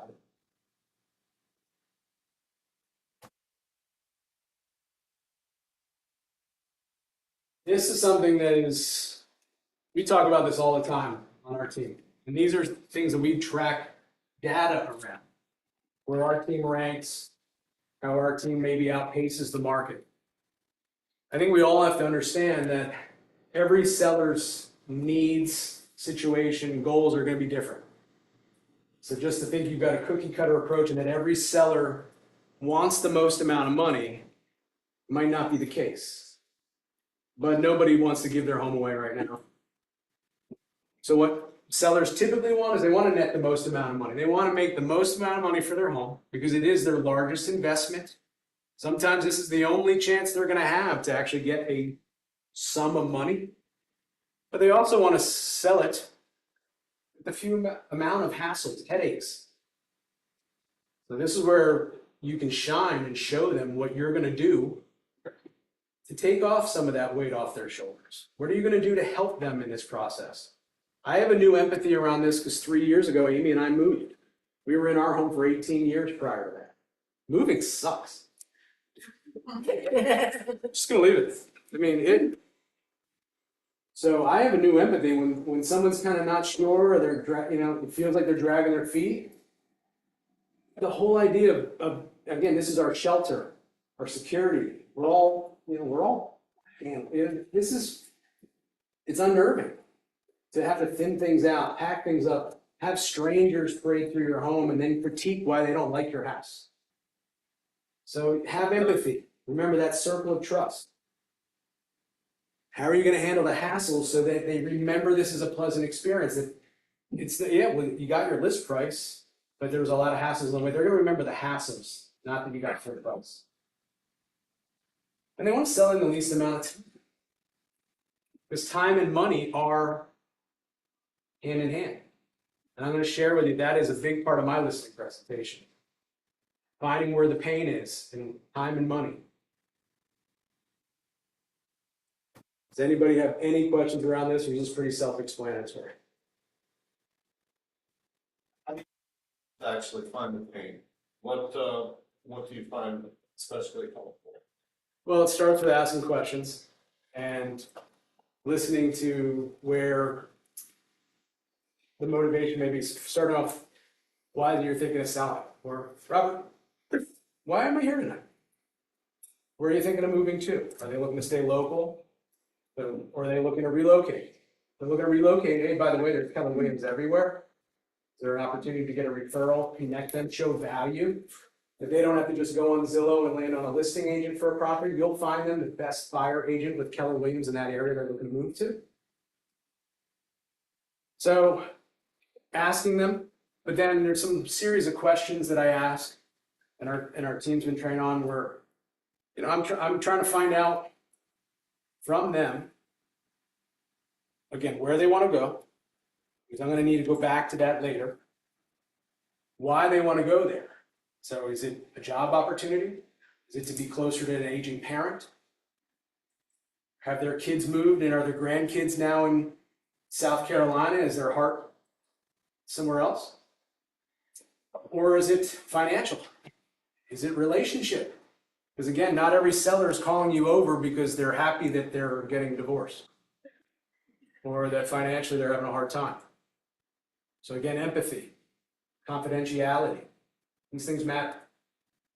Why it's a different conversation. You show up energetic, but you don't show up bouncing off the walls if it's a divorce conversation.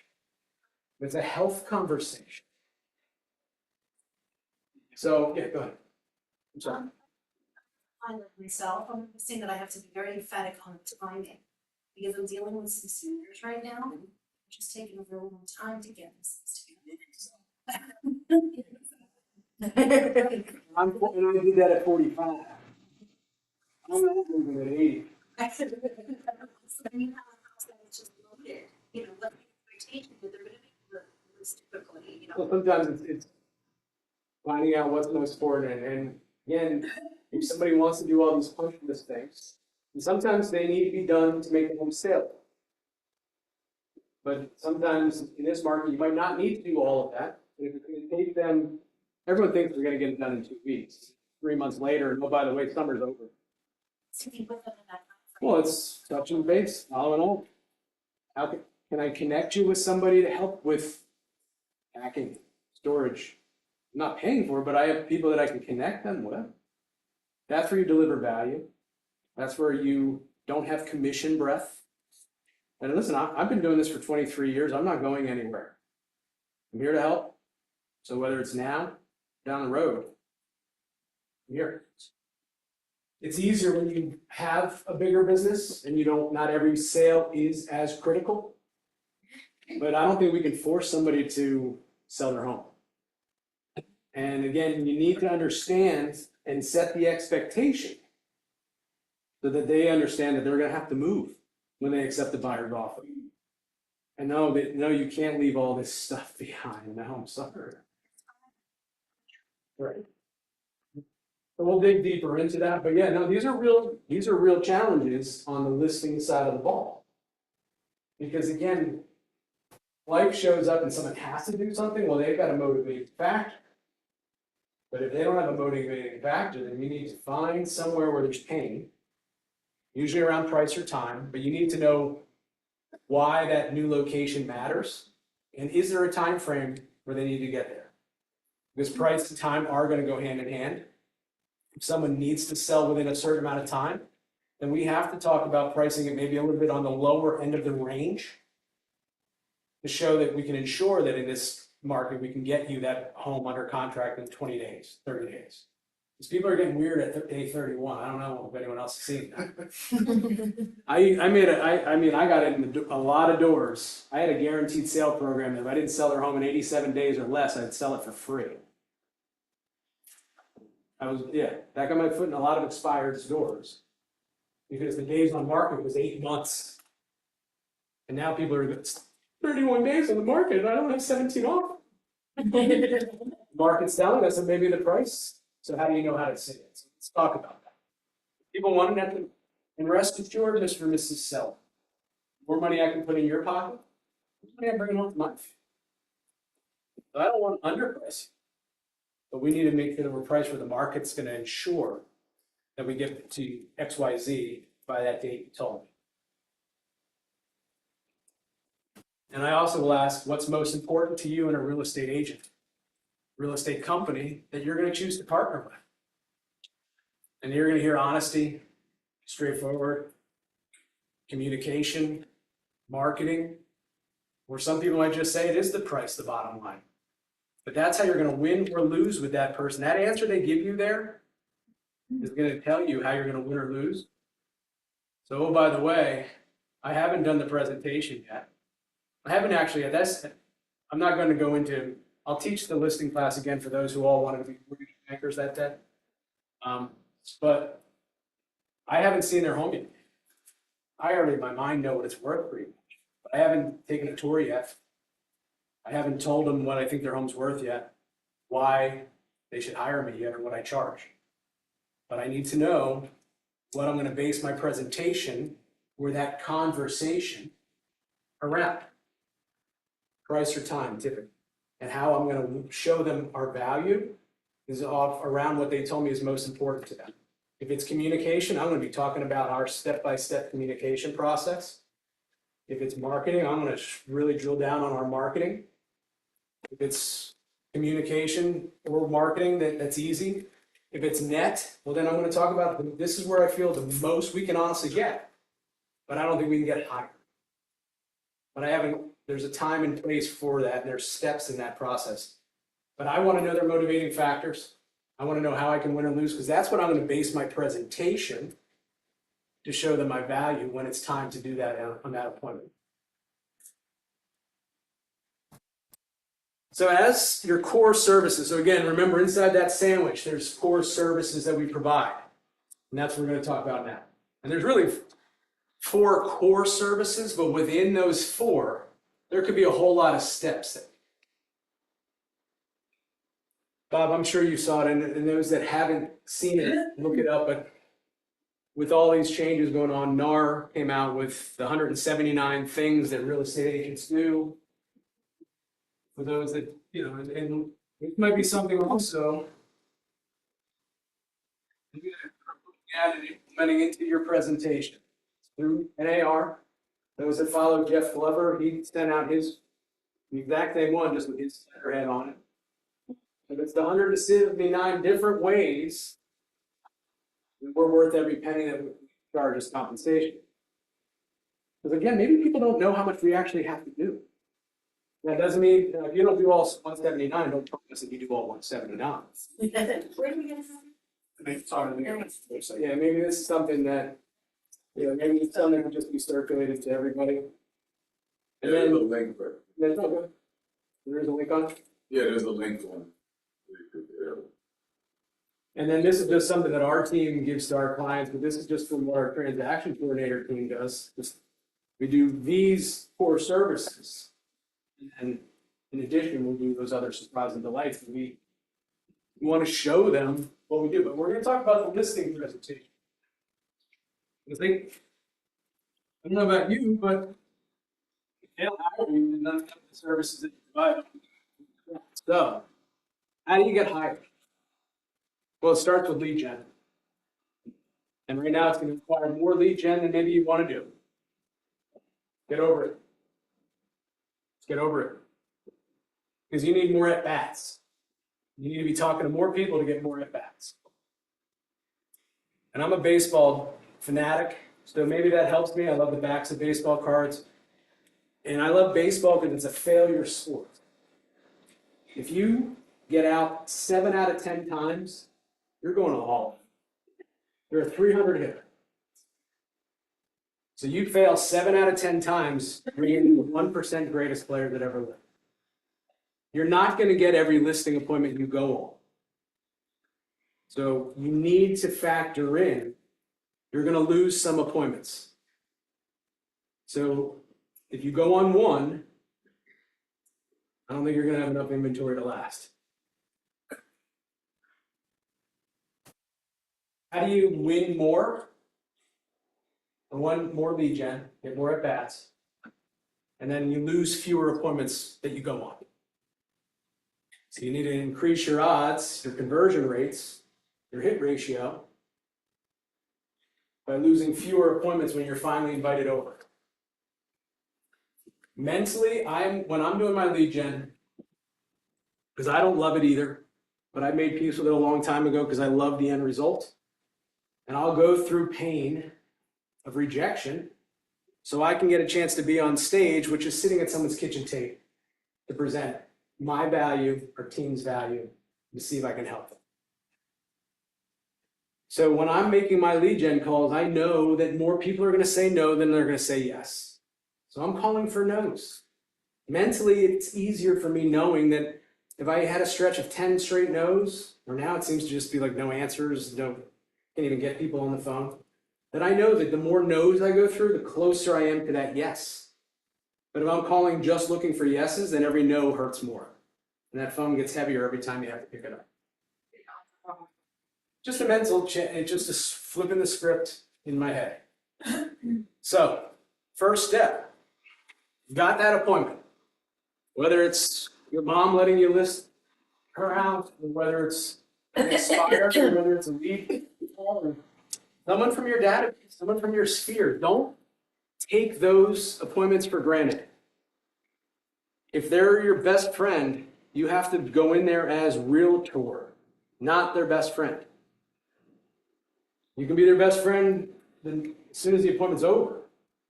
But right now, you're being asked to provide a pretty important service. And that service is to help them make a decision whether or not they should or shouldn't sell, if now is the right time, if it makes sense for them, numbers-wise. So I was touching on this when I was talking to Robert and explaining just how do you get to the core of some of those pain points. You do a needs analysis and a home walkthrough. So what that need analysis is you sit down with them and chat with them and ask them some questions about why they want to sell, or they want to move to. How much do they need to net out of this sale in order to make that move to the next house? And you can create some questions. I think anyone who's taken bold, I think there's questions in bold, some templates. Sorry, I'm not going to give you all my questions, guys, but I've talked to some. I always ask, what's more important? Is it price or time? I need to know what's more important to them, because if it's time, then we got to talk price and relate that back to how that'll get them where they want to go within the time frame that they either need to or want to get there. If it's price, well, then I'm going to be talking more about not just what they could get, but I might use comps that have extended days on market with price reductions to show them what they really can't get. But they go hand in hand. So it starts off by, when you got them on the phone. So Cassie, before I head over, do you mind if I just ask you a couple questions so I can do my homework? Sure. Great. So the first questions are really easy. How many beds, how many baths? 3 bedrooms, 3 baths. Now, is that 2.5 or is that 3 full baths? Great. And if you don't know this, no problem, I can look it up in the tax records, but do you know approximately how big your house is? Do you know approximately what the square footage is? It's about 8 acres. Okay. Now, does that include a basement or is that all above grade? Great. And what style will you do? Now, again, all this info you can get out of CRS, but we're trying to get them engaged here. We're trying to build some rapport here. Before I go do my homework, I'm going to come prepared when I meet with you. I'm not just going to just wing it. So, where are you thinking of moving to? Alaska. Oh, wow. Alaska. I can't wait to talk more about that when we get. And then ultimately, are you the only one on the deed, or is there another decision maker? Deed. Okay. Will I be meeting just with you, or is there another? Just Okay. So then ultimately, the reason why I'm asking that last question is Okay. Let's switch it. Okay. Yeah, it's better for women. Yeah, you're gonna meet my husband, but he's not. Okay, great. Well, ultimately, I want to make sure that I answer any and all questions that you both have. What's your husband's first name? Because he might not be on the deed, so I want to make sure I have that in my notes. Now, I've spoken to Cassie on the phone. I have some general information, enough information that I should be able to do a ballpark CMA. You're not giving them an appraisal. It's not to the dollar.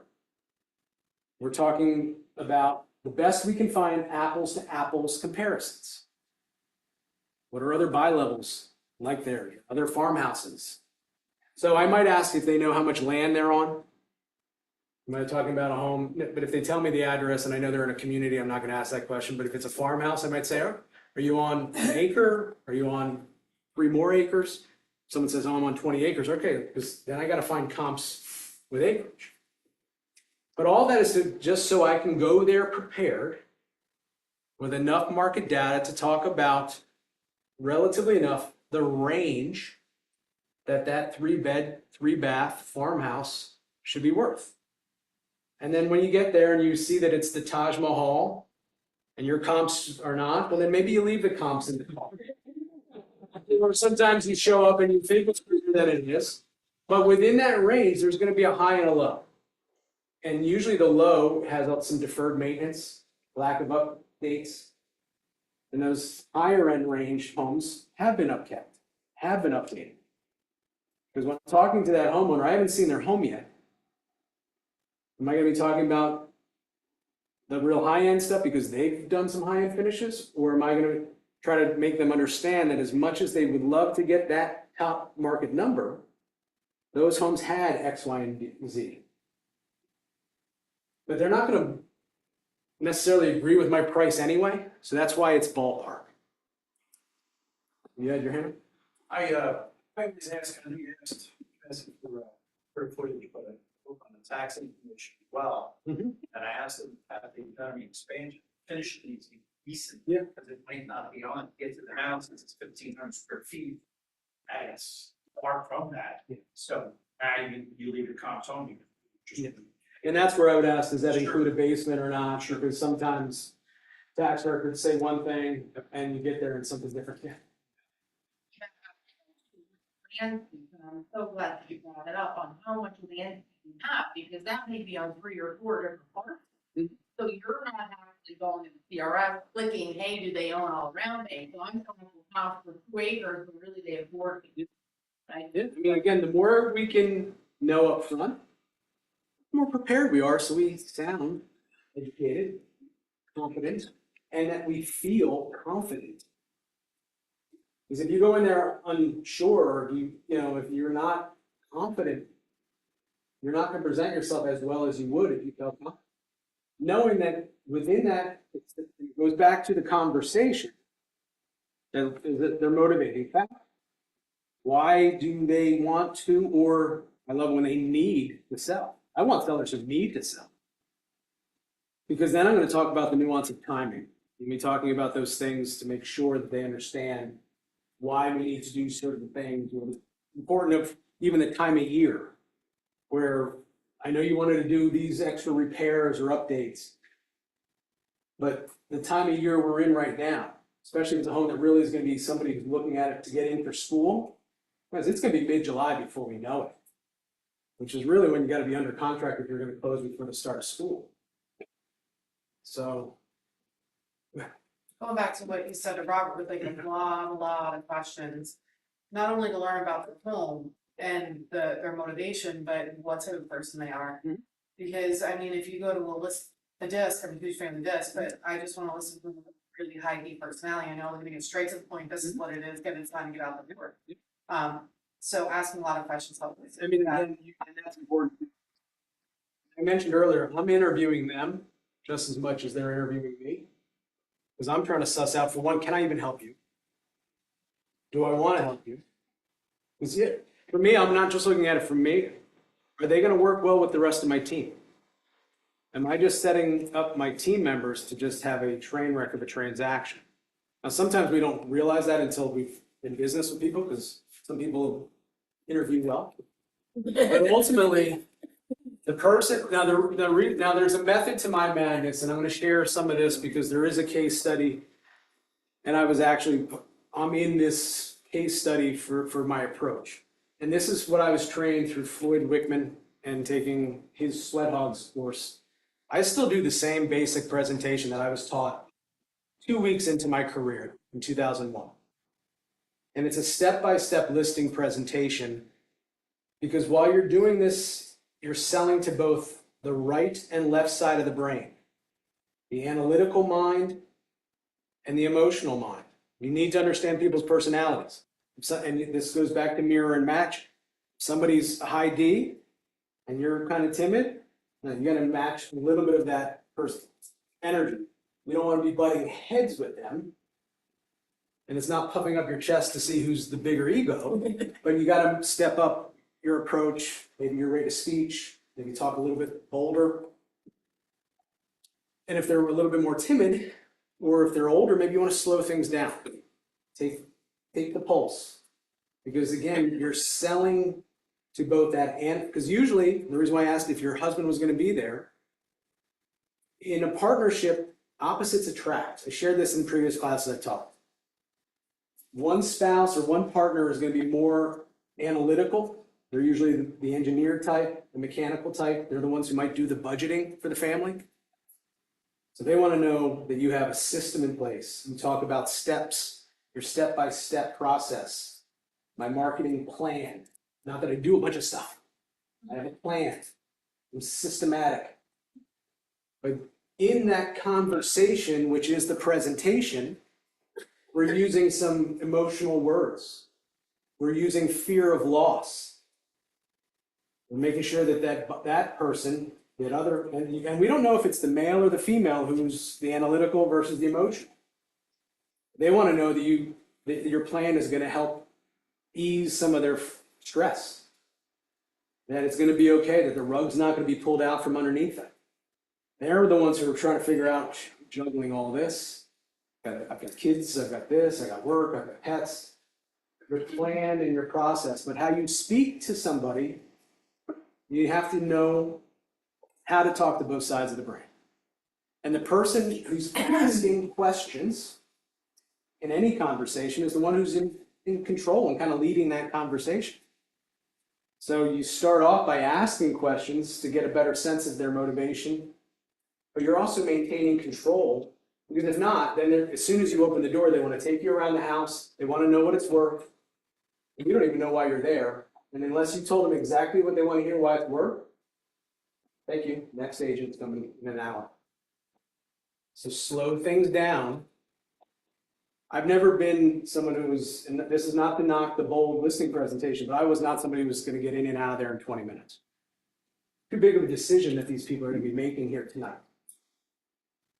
I'm not here to rush. I'll block out in my calendar at least 2 hours for a listing presentation. If it's done sooner, great, but I don't want to have another appointment on my calendar that I'm rushing, and if these people have questions. We do this every day. We take it for granted that sellers, this might be the only home they sell. It might be maybe the last home they sold was in 30 years ago, 15 years ago.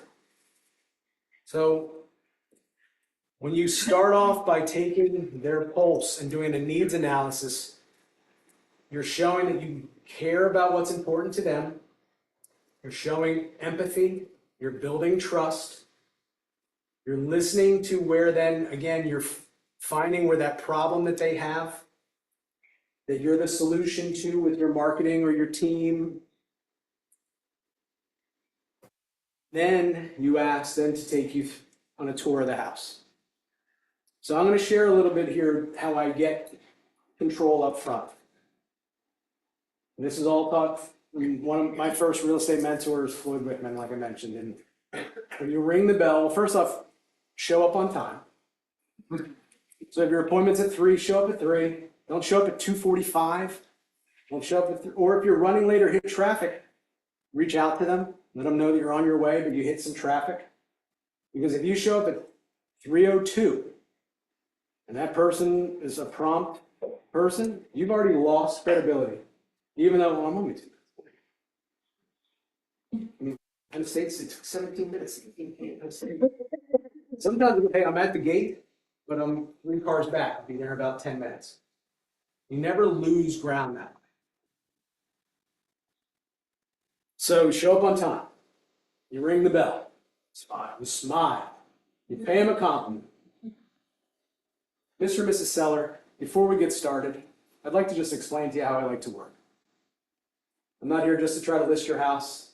I want to make sure I can help you move forward with your plans. Every home's different.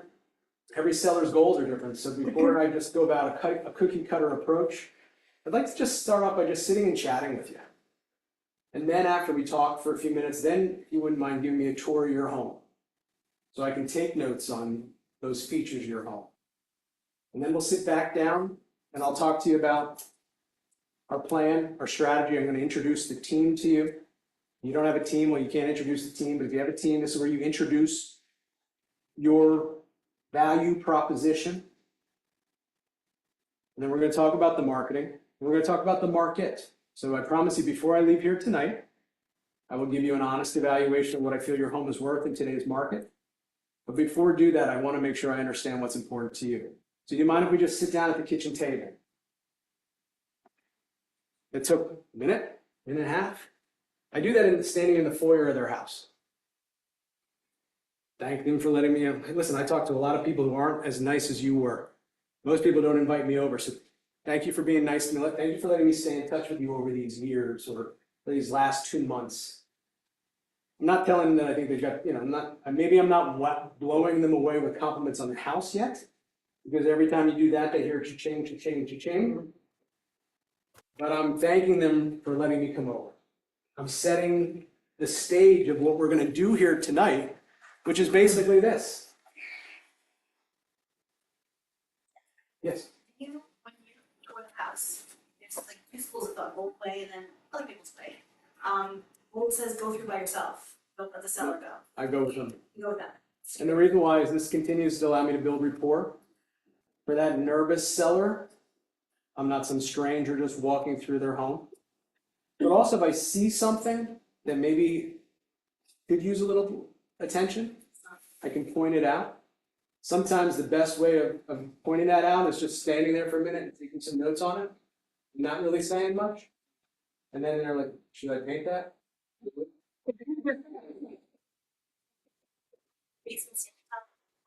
Yeah. But no, I mean, I take them with me because this is, again, a chance to build rapport.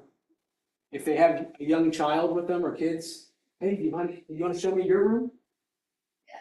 Come on. Sometimes you got the dog, hey, you deal with it. Last year, actually, I had an appointment with a past client. The next day, I'm at a closing and my forearms were on fire. For 2 German Shepherds, I had flea bites. So you're start dating. Yeah.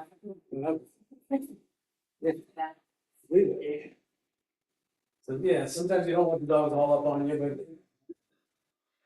So then, as you're doing that walk, now listen, if you get there and it's twilight, it's about to get dark, and they want to show you the outside, let them show you the outside. But while you're walking around outside, listen, normally I would ask you to show me this after we sit and chat, but since it's getting dark, but then after we see the outside, before you show me the rest of the home, I'd like to just sit down and chat with you. There's a reason you want to take them to the kitchen. Psychological. And it's also more effective. I'm sure we've all been there, but if you end up on someone's living room couch and they're across the room, you're sinking in, they're 12 feet apart. Or it could also be awkward if they only have that one couch and you don't know that, and you're kind of sitting side by side. But more than that, where most families make the most important decisions, where most couples have those most important conversations, where most people do their bills, is the kitchen table. So you're psychologically bringing them to the space, whereas a husband and wife or a couple, they're talking about those decisions when the kids are asleep. Company gets to go to the living room, friends and family go into the kitchen. You're psychologically taking control of that appointment before you've ever even asked them a question. It's powerful. I've gotten listings just because I took the time to sit there and ask them questions first. Where the other agent just wanted to tour the house, tell them what's worth, and tell them why they're the greatest. There's a method to the madness, but we all want to go in and out so quick. Slow down. This is the biggest decision that most of these people are going to make other than health decisions.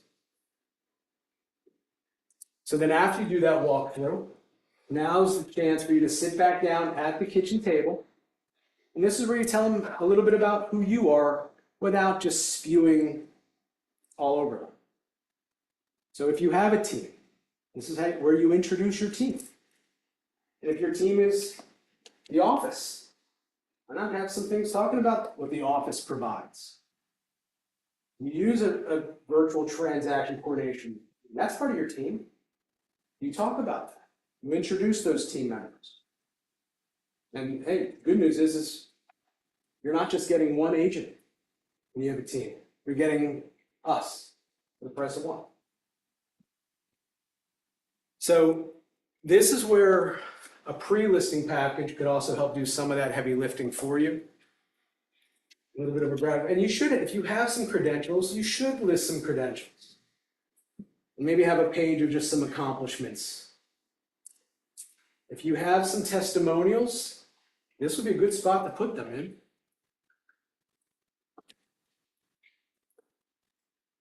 But they don't care who you are unless they know that you care about who they are first.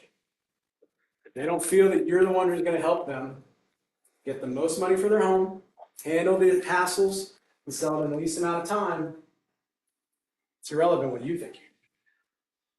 So how do you go about presenting that without just bragging? Empathy. Listen, you only share certain parts what would be most important to them. If not, you're just spewing, just talking, and you lose it. That D personality, you lost it. But that D personality might say, oh, you don't hurt her. You get results. And this is where you can explain your process. These are those core services. What is it that you do other than just put their home in the MLS? Anybody can do that. They can basically be your for sale by owner for $500. They can list their home in the MLS. So what is it that you do? How is it that you do it? And how does that bring value to them? And a sales technique: fact, benefit, tie down. The facts are, this is my step-by-step plan. We do this, this, this. The benefit to you, Mr. and Mrs. Seller, is because of our process, our homes are selling in whatever your stats may be. Can you see how that would be a benefit? Can you see how working with me and Keller Williams is going to allow you to move forward to South Carolina? Fact is what you do. It's your data. The benefit to them, because again, they don't care what you know unless they know it benefits them. And then you got to tie it down and get it acknowledged. So can you see, Wayne, how that would be a benefit? And you shake your head a little bit. And if they acknowledge that, then you move on. But this is also an opportunity to handle objection that might be percolating under the surface. That'll show up when it's time to talk about your value and compensation. One of the best closing questions that I've ever been trained on. Any questions? No questions, then you move on. If there's a question, now's the time to talk about it. Now's the time to handle it. Not when it's time to try to get the signature. Because if they're not sold on you and your process, they're not going to believe the price you give them in a few minutes. They're not going to pay what you charge unless they feel that you're worth it by solving their problem, which usually takes their time. And then we have to explain how we get compensated, which we're going to talk about. and whether or not that seller is or isn't going to offer that cooperative compensation. And the pros and cons of why it's still in their best interest too. Because again, we have to be salespeople to a degree here, guys. I don't know if anyone noticed, but their license says real estate sales agent. Because we are salespeople, whether you like it or not. If you have a negative connotation around salespeople, that's the other thing you gotta get over. Because we're not all used car salesmen. I don't think I see any used car salespeople in this room. But the reality is, and this is something that Floyd taught me, the con artist and the salesperson use the same techniques, but it's the intent behind the techniques that's the difference. But a good salesperson uses the same techniques. Some of the best criminals are great, they're great. So you need to talk to that seller why it's in their best interest for them to be still open to that. Now, they have the right to choose not to, but then you also have to share with them how this might end up costing them money. And time is money. So you need to know, again, going back to why they wanted to sell in the first place, where they wanted to go, and when they needed to. Does this make sense to everybody? And then going through the home evaluation, explaining comps, explaining how you arrived at the value that you came to. But this is where I bring in the spouse again. So when you're asking them those questions, I spoke to Cassie on the phone, but I didn't speak to Robert. So I might say, listen, Cassie, I know we spoke the other night on the phone, and thank you for giving me some insight. But I just want to expand on that. And Robert, since we didn't get a chance to talk, I'd like to just make sure that if there's anything that I should be aware of or any questions you may have. So this is how you bring both back into it. Because again, opposites attract. And just because you think you know what one spouse wants doesn't mean you necessarily know the other spouse. Again, you're going to need buy-in from both. And after you go through how you arrive at the right price for their home, you have a question? Do you find that the quiet person of a couple is generally decision maker? Many times. So you don't want to ignore the quiet person. Nope. No, I mean, a lot of times they are the one who's, maybe making that final decision. Yeah, so I mean, again, you want to sell to both, and there's a way to do that through visuals and the words we use, but getting their buy-in. And then if you feel like maybe you need to kind of get the pulse, fact, benefit, tie down. So Robert, I know, I can see you're listening and taking a lot in, but I appreciate that, but are there any questions that I can answer for you as far as what we were just talking about? Or can you see how this would be beneficial? And just try to get a buy-in from that person without harping on them. You don't want to just, but you also want to make sure that you're making eye contact with both. So you don't maybe want to, sometimes, I'll always ask, if they have their, I don't want to sit in his seat or her seat or whatever. And it's easier sometimes if you're at the head of the table and they're sitting on either side of you, so this way you're kind of going like this to both, or you're on one side and they're both on the same side. So this way you're talking to them, because you want to be making eye contact. And getting these little buy-ins settled. If you're going like this and they're going like this, they're following you. If you're going like this just naturally, and then they start doing this, and then, again, there's a lot of this is subconscious.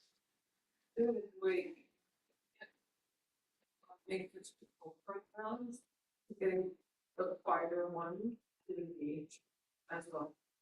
Now, nothing works all the time. So there are times where some people they're not going to be engaging. I've had it where they don't even want to be bothered, and they're in the other room. It's awkward. It's kind of rude. But I mean, I'm not. Listen, you want to come in here? You're the one I'm talking to. And then I've had it where that person didn't, and all of a sudden they perked up.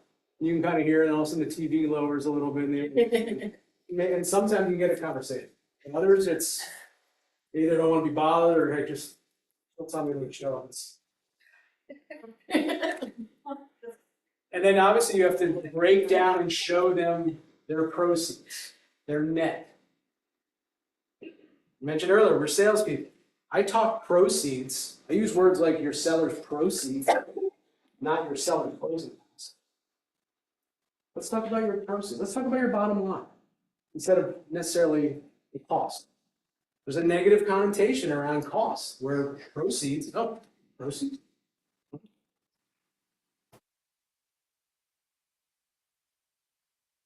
And they ultimately have to decide on two things.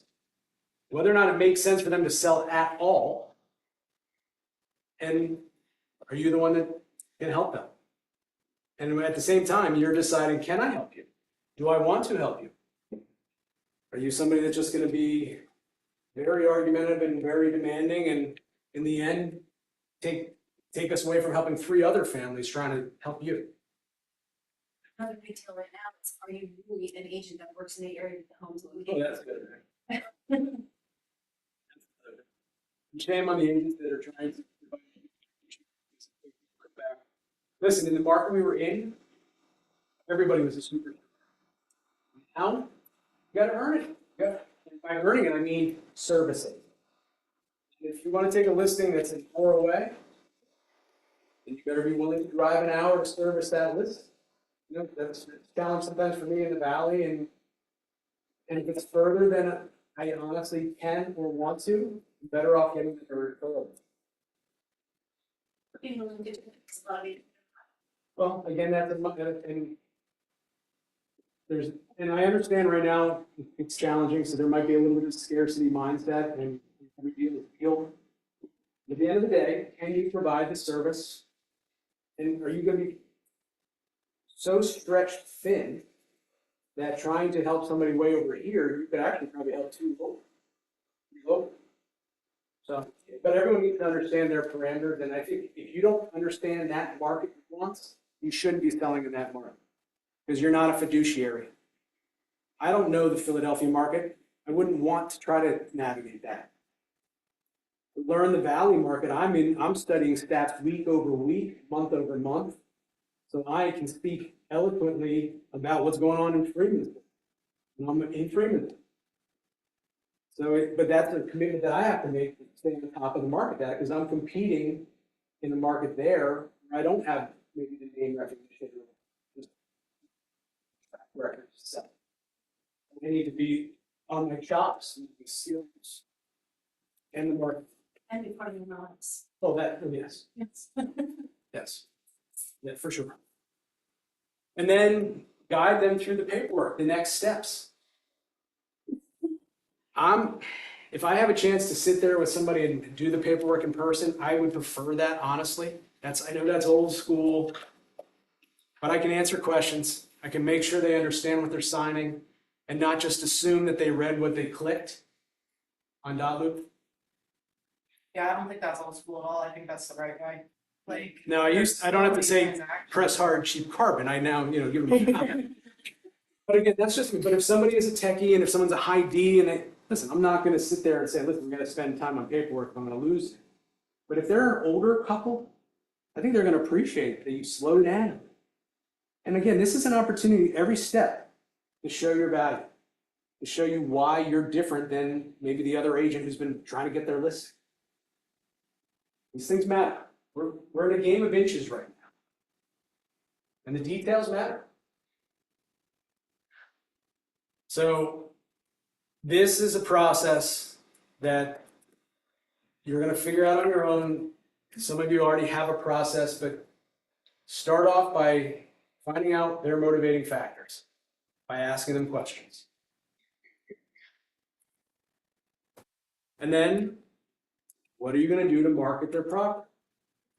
Because not everything you list is going to have a bidding war. So, how do you get the house ready for market? Kristen was asking that earlier. Do you help with staging? Do you help them with some tips on decluttering? Do you help with connecting them with service providers who help them do some landscaping, touch-up stuff? So again, that's how you show step one, is we get one chance to make a first impression. And that first impression begins on an app on someone's phone, your photos. Less is more when it comes to photos. So maybe you might want to, even if they're not going to be able to declutter fully, maybe you might want to move some things or ask for permission. Can we move some things off countertops? Can we take the pictures and I'll help you put it back? Hey, how about we do this? I don't mind. Let's put down the toilet seat. Let's make the bed. Straight towels. Yeah. Really, I don't mind doing that. Let's fix this here. Hey, all this stuff, you can put on the other side of your bed, so you take a picture of it down. Versus saying, you need to get a dumpster and you might just lose that list. Sometimes you gotta work with it. And how are you going to market their property? You use a third-party photographer for every listing. In your mind, is it if it's a certain price point, it's a certain property, it's worth the drone, or are you somebody who's gonna just take the photos with your cell phone? Nothing against that, but again, there's a difference when you look, you gotta look at this from the eyes of the buyer. There's a difference, go on Zillow, go on Realtor.com, any of these sites, and look at different listings. You'll see the difference between homes that are prepared and photoed effectively or competently versus that person who's just taking random shots. Details matter. A picture is worth $1,000. This. So again, how you're going to do it. And then run that marketing plan. So depending on what a market can or can't do as far as coming soons, marketing into the MLS, networking it with fellow real estate professionals, you have a market database that you network your new listings to your database. What is it you do? Explain to that client what you're going to do. Because if not, they just think you're putting the house in the MLS, crossing your fingers, saying a prayer, and hope somebody finds it. Or for that one person, they think, well, he's just going to take my house, throw it against the wall, and see if it sticks. That's my biggest investment. Or do you have a plan? Is that person who's analytical, that engineer mind, that accountant type, they want to know you have a step-by-step process or plan. We talk parts, talk steps. The first step in our plan, the second step in our communication process. Yes.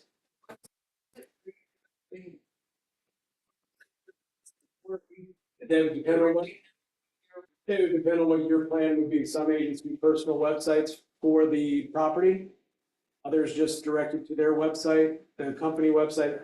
This is where, as an agent, you need to take a little time to think about what the plan is, what it is that you're able to do, and look into, because every home listed in the MLS will find itself on Realtor, Homes.com, Zillow, Redfin. They're all going to make their way there.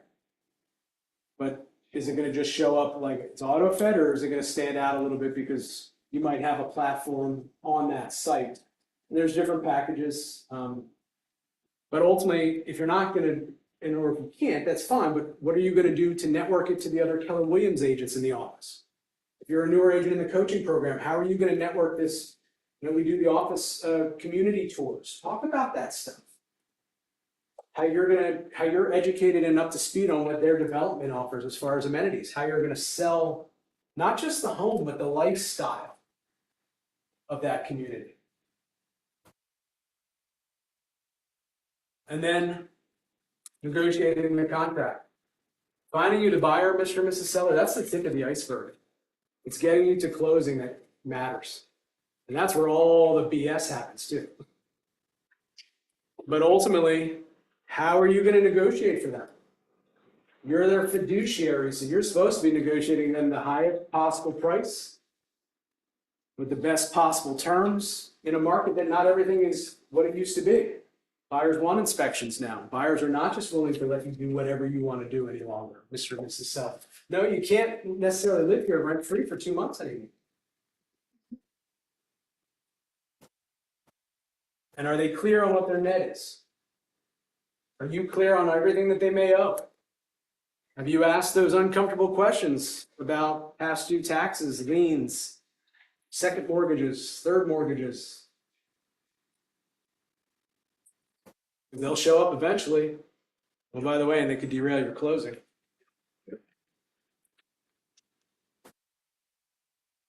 And then how are you going to navigate those contingency periods? How are you going to make sure that that buyer agent stays within those timeframes that you've agreed upon? Because again, this is where we as agents can get ourselves in hot water. We're dealing with people's money. I don't know about you, people get weird when they're dealing with their money. And if you let dates lapse, you might land okay. But I don't know, Bob, you've dealt with some of those experiences. It doesn't always land that way. And then obviously closing the sale. What are you gonna do to make sure that that seller is getting communication from either the title company, yourself, is there an attorney involved? You're here navigating. Sometimes you're dragging the buyer agent and the buyer across the finish line because that's what you promised the seller you would get the job back. And then have you prepped, have you had that conversation with the seller? Do they know that they have to be out on the day of closing? Do they have a plan, or did they just think it was contingent on them finding suitable housing? We're in a changing climate right now. Back to that circle of trust, transparency. Are you being transparent through the transaction as where you are? If there's a bump in the road, are you letting them know that? Or are you waiting till you have no other option to tell them that the deal's dead? Or can maybe we put our heads together and maybe not be thrilled with having to make a concession here or there, but the big picture, the changing market. We might not get a buyer like this again. Let's not cut off our face to spite our, because a lot of times it's based off of emotion. People do stupid things based off of emotion. So how do you do it? How do you do what you do? And again, everyone's going to have their own way of doing it. There's going to be some certain things that we all do. You know, there's 179 different ways that we do what we do, but what is it that you do that sets you apart? What is it that you do that you can promise you're going to do consistently? And how do you appear? I mean, again, first impression. Are you showing up on a listing appointment in jeans and a shirt that looks like you just pulled it out of the hamper? Or are you going like you're on a job interview for, I don't know, someone who might be writing you, giving you a check for $10,000+ when they ended their sale? How do you appear? You appear like a competent pro? Or do you appear like somebody who's just, I just, a dab on it? How do you act? And again, how do you communicate and interact throughout the whole process? I know this is really the fundamentals and basics, guys. It might not seem like this is earth-shattering stuff, but this really is the core of everything.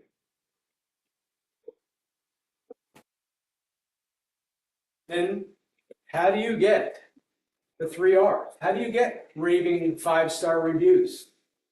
How do you get higher ratings on these sites where your profile starts showing up more? And more people say, hey, you know what? I want to work with you. And how do you get those referrals? How do you get your clients helping you build your business, making it a little bit easier? Well, it has to happen, not just getting the end result. Again, it's how they feel through that transaction. That's what they're going to remember. How did they feel? So along the way, how do you celebrate those little milestones? And we might just say take for granted, but do you call them excited to let them know that the appraisal came back at value, no repairs? Because they might be nervous about that. They might be stressing it. Are you letting them know that, hey, we have the buyer's escrow deposit in hand? I just want to let you know that. I don't know. Or are you doing some little things along the way where some agents, they do little gifts where they show up with boxes, packing tape, bubble, whatever. So that's up to you. Those are extras. But how do you show up along the way thinking where you can be just that pleasant surprise? Deliver something a little bit extra along the way. Because that's, again, what's going to build a career that gets easier, that builds momentum. And once you got momentum, really, the only person who can stop that is you. And this is something for you guys to think about. Think on this. Do you give them something? Because again, if you don't give them that gift card that they expected, they'll remember. You're a snake, you're a worm. So these are things for you to think on. Think critically right now about how you can make that client experience from start to finish, from back to front, front to back, something that they remember you. Or else you will be replaced. We all will be.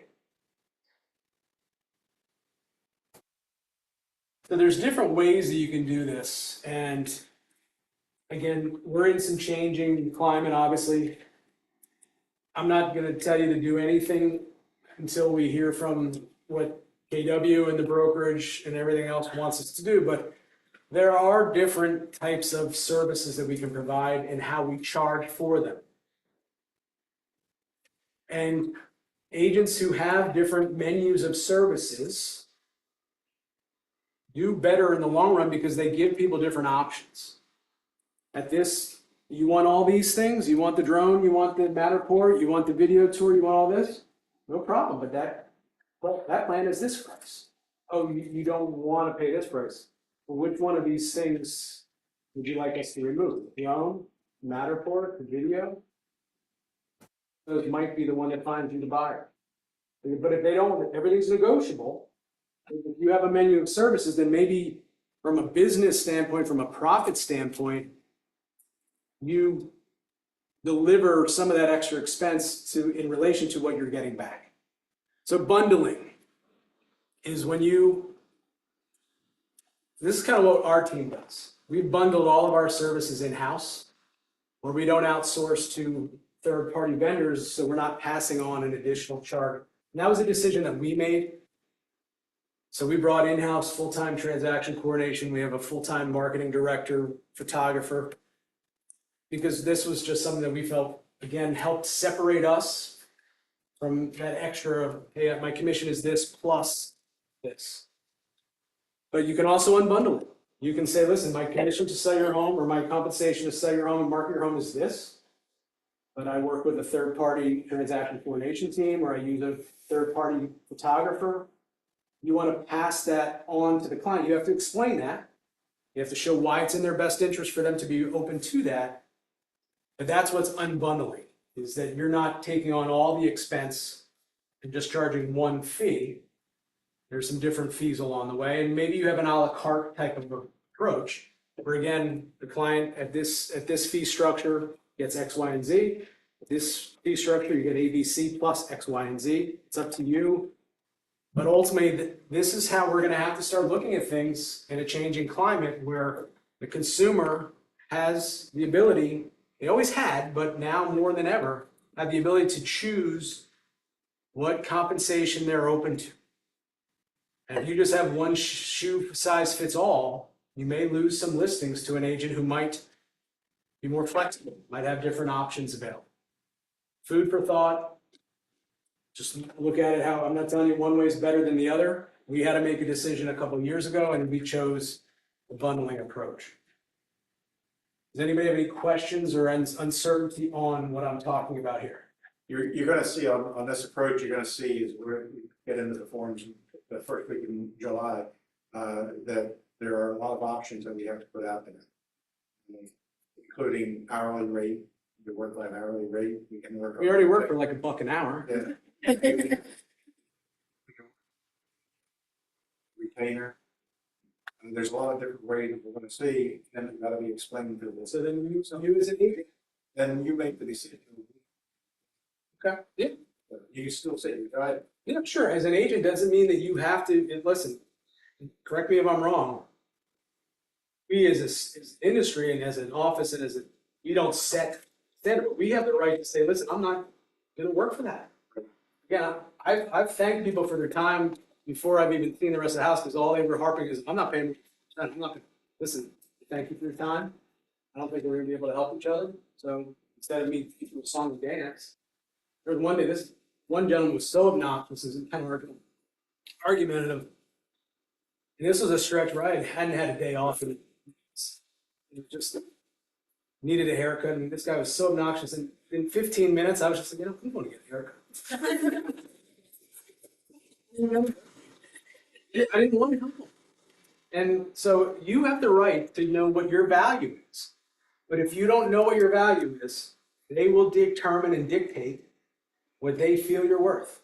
And I'm sorry, but unfortunately, some agents will just take whatever they get. That's gonna be inevitable. We're gonna have that in the marketplace. That doesn't mean that Keller Williams or you have to lower your standards. Because again, maybe I'm a little biased. I think they need us just as much or more than we need them. But only when you have enough of a database, and a track record where you don't need every step. So bundling versus unbundling, things to look at. Again, obviously there's some changes coming. So I'm not trying to tell you one way or another until we know what the new landscape really looks at. So this is just, again, ways to explain. So if you bundle it all in one, these are all the services, all the things we provide, all of our team members, and do all of this for you for one low price of.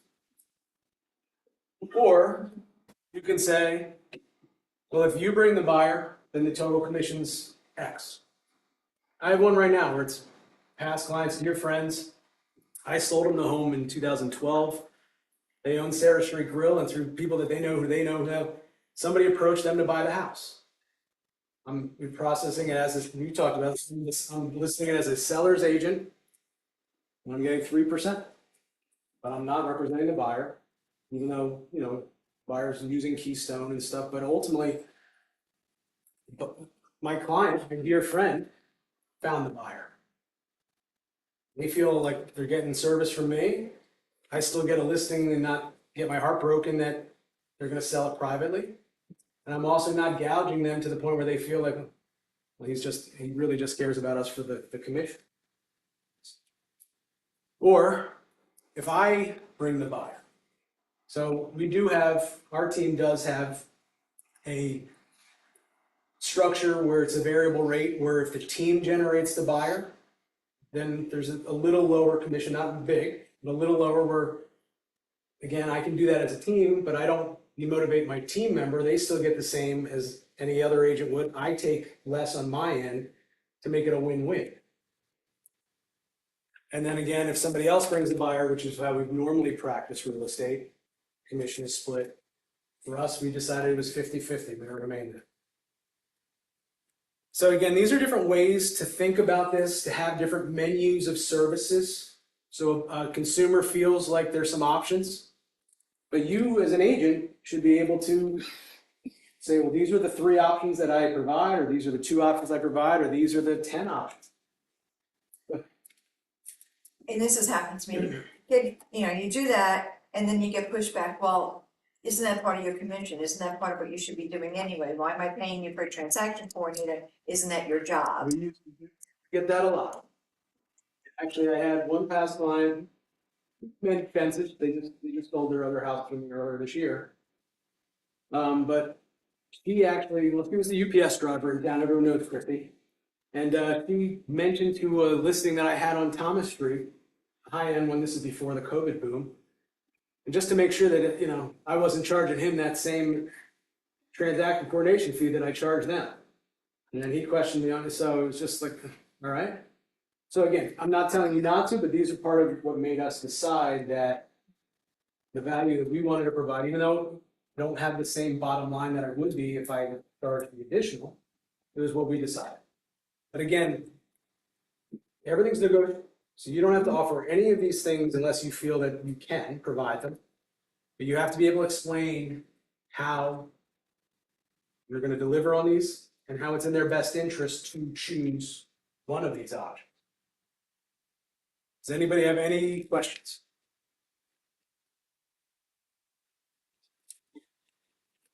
And again, at any point, if anyone needs to use the restroom, need to take a call, I'm not going to be offended if people have to step out. You know, it's a long one. So, cooperative compensation. So the cooperative compensation, if you don't understand what it is, it's an agreement between the listing broker, agent, and the seller to incentivize the other real estate professionals out there in the marketplace to want to sell their home, to want to show their home, to want to write offers. And for bringing them an accepted offer and a buyer that they've chosen. that they would compensate that agent for bringing them that buyer. So if it's being offered, it's gonna either be paid by either the listing broker or the seller. It is not required by law or by practice or by Keller Williams International. Cooperative compensation now does have to be openly discussed with the seller. And like Bob was alluding to, there's gonna be, I guess, some forms that will allude to what those options are that they have chosen. But we have to be salespeople so we can explain the pros and the cons and how it's either gonna benefit them or potentially make it a little harder for them with the option that they want. But if they want to choose that option, that's their right to choose that option. But I think we need to be able to convey, again, why it's in their best interest to have an agent working for the buyer who's looking to buy their home.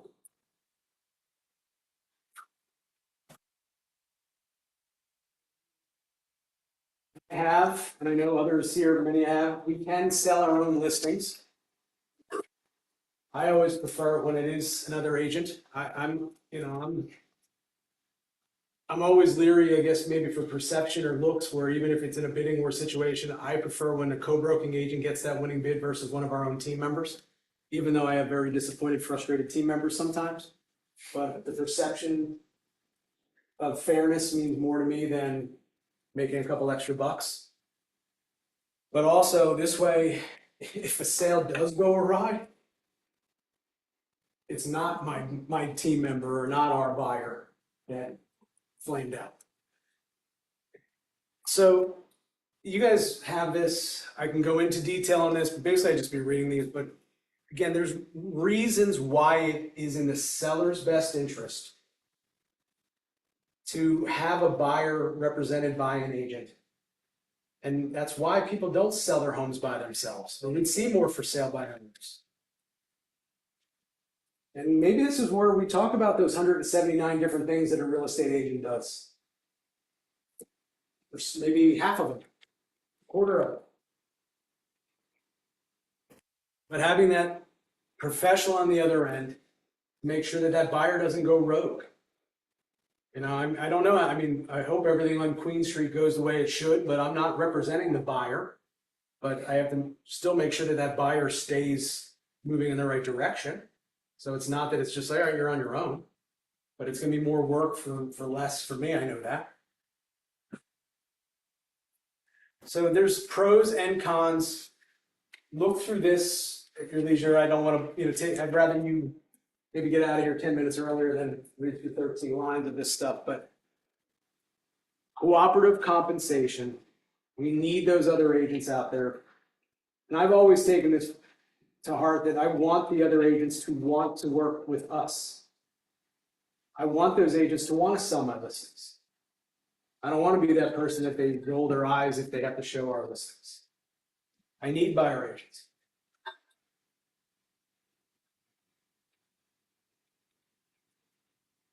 So supply versus demand. That's exactly what we're going through right now. In real estate, you hear location, location, location. But the other thing is supply versus demand. What do you think is keeping prices where they are? Supply. Low supply, still high demand. Sooner or later, that's going to flip. Remember, we used to do reduce or release because there was more inventory than you could really service, and there weren't enough buyers to buy them. What that did is kept driving prices down. So understanding this, and this goes back to the competency, this goes back to your knowledge, this goes back to how you talk to a client about the market. You sound like you know what's going on in the market. You pay attention to what's going on in that school district where their home is, or that school district where that buyer is looking to purchase, or that HOA. You know what changes have taken place. So other than price, there's 5 other things that can be done that helps influence demand. So getting the property ready for market. If it's a home that needs a little love, well, you're going to get more demand for a home that's well cared for versus one that someone's going to have to put a lot of work into. Doesn't mean someone won't buy that home, but you won't have as many buyers competing for it. You won't get the same price. So ensuring that that property is at least the functionality, the mechanicals, that if there's an active roof leak, it gets addressed. Or that you have a conversation with the seller that this is going to come up in an inspection report. Expect to have to negotiate on this at some point. And then making strategic improvements. So maybe going through there and they're working with a tight budget, but maybe a little mulch. Maybe a little bit of landscaping, maybe freshening up, maybe they can pressure wash that siding, just make it look a little bit better. Maybe they don't have the money to put real repairs in. Maybe but they can do something. That also shows that there's a little skin in the game from them. Because you gotta put the monkey back on the back it belongs, and it's on their back. It's their house. They're the ones who have the need to sell it.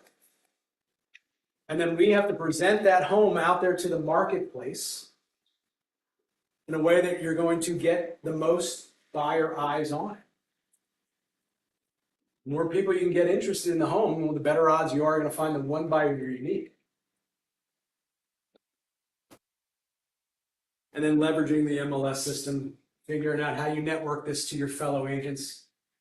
You know, even though we all work for different companies, many of us are friends and know what agents tend to service a certain area, price point. What are you going to do to get that out in front of those agents, especially now where you can't just go on, won't be able to just go on to the MLS and just see what the commission structure is. How are you going to get that home out there to your fellow agents? Are we going to go back to faxing flyers like you used to, John, where the sellers don't bring a notice? So again, and then consider cooperative compensation. Because I still believe, this is just my personal belief, it's not KW's or anyone else's. I still feel honestly a seller who's offering cooperative compensation is going to do better than a seller who's not. They're going to sell for more money because they're going to have more buyers interested. They're going to sell faster because they have more buyers interested. And they're going to have better terms because they're going to have more buyers interested.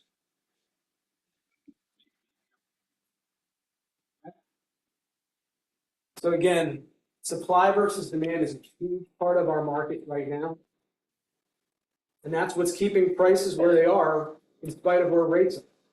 Rates have been higher than this before, but rates and prices both being at this point.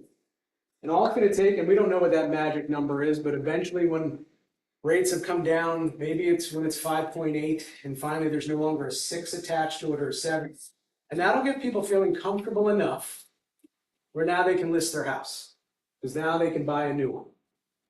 And when there's more inventory, sooner or later those prices, they're not going to crash, but they're going to come back down. They're already starting to. When you look at the market week after week, month after month, and do year over year type of stats, we're seeing pockets. Stroudsburg's appreciation is flat. It's been flat. It's still, the average sale price is still over 340, but it hasn't appreciated. It's less than 1% appreciation from this time last year. Price drops. Really high. In the month of May, Yeah. there were 25% more price reductions than last May. Sure. How do I know that? Because I studied them all. I'm a nerd. Love to back baseball cards. But I also, every Monday, we have a Zoom power up with our team where I go over the market stats. Every Monday, I'm presenting to the team where we are overall, where we are in the 6 districts that we really focus on, and where it is in each one of those districts. And then where do we rank as far as days on market, average price, list price to sale price ratio. So when they're talking to a seller, they can explain days on market. They can talk about trend lines. And they feel comfortable and confident enough that if someone asks them a question at a kitchen table, that they're not stumbling over their words. Anybody have any questions on just the dynamic of supply versus demand? This is economics 101. I mean, this is in it, whether it's a house, whether it's a widget, whether it's an automobile, whether it's something on eBay. Supply versus demand.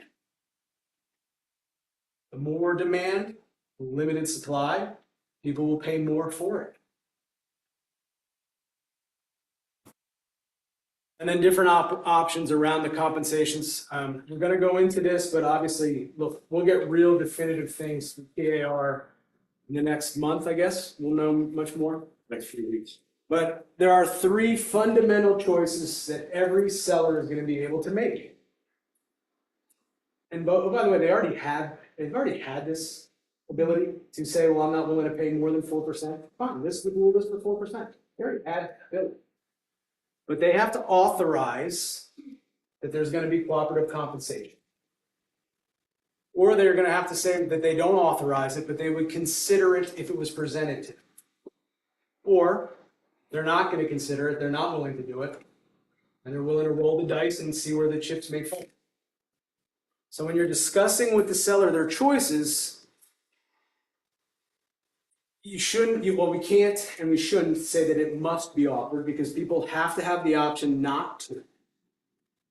But again, fact, the benefit to them if they do, and then the tie down. And you see how still working with a buyer and their agent is still going to end up ultimately getting you to South Carolina before winter. Or do you want to roll the dice and potentially spend another winter here in the Poconos? It's always a dream. Yeah, that 13 reasons, I think, perfect handout. So again, any of these things, and all of these things could be done, and maybe we'll break this down in the future into just doing a deep dive into one segment or something. I am teaching this in this room again on the 20th in 2 weeks. Next week, I'm teaching it in Bethlehem. And then in July, I've been asked to teach it in Lancaster. So, first option, seller who still understands the value in compensating the buyer, so the buyer then can compensate their agent. So again, the seller, correct me if I'm wrong, the seller is not compensating the buyer agent, it'll be the buyer that the seller could offer cooperation to the buyer to pay their agents. We're moving the nuts underneath the hat, and we're just moving a bunch of hats around. So, again, if you want to generate the widest and the deepest pool of potential buyers, you want to attract the most interest in your home, those are going to be the sellers who are willing to work with some form of cooperative compensation. And here it's they understand that if they're offering a 3% compensation, concession, and that agent is only agreeing to 2.5 with their buyer agency, they're understanding that they might be paying more by 0.5% to the buyer than what the buyer may be paying their agent. But again, the more buyers you can get interested in the home, and I don't know about you, but I think, there's buyers are getting squeezed right now. It's not cheap for any buyer to buy a home. So adding an additional cost on top of that is going to make them look at, can they still offer you the same price? Or are we going to see offers that are going to start coming in, maybe that concession amount lower? We're going to see what used to be pretty commonplace, seller assist.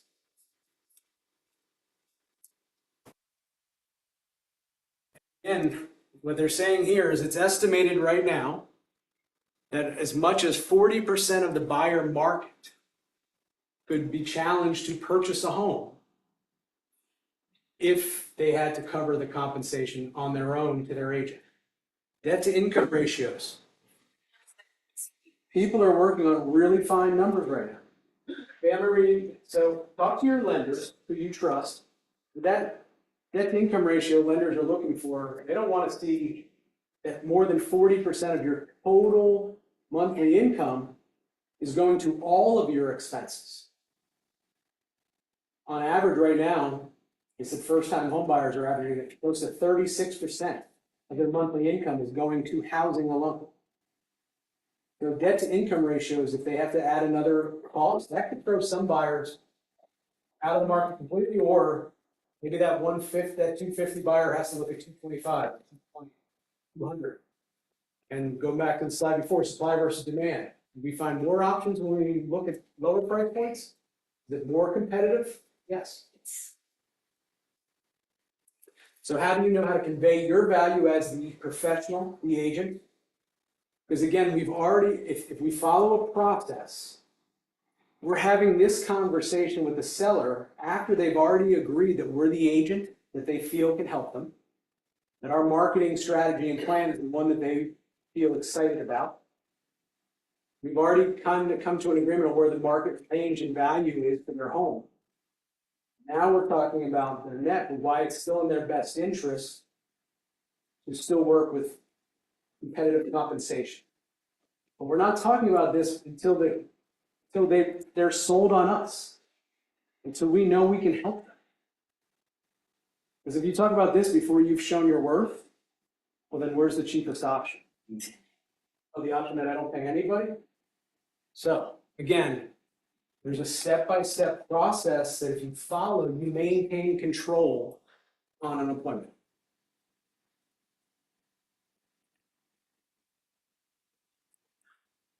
And then the other option is that they don't authorize it, so they're not going to market it, allowing us to put it out there wherever we're allowed to put it out there. But if somebody brought them an offer with a seller assist or asking for compensation, depending on the other terms of the offer, they may be open to.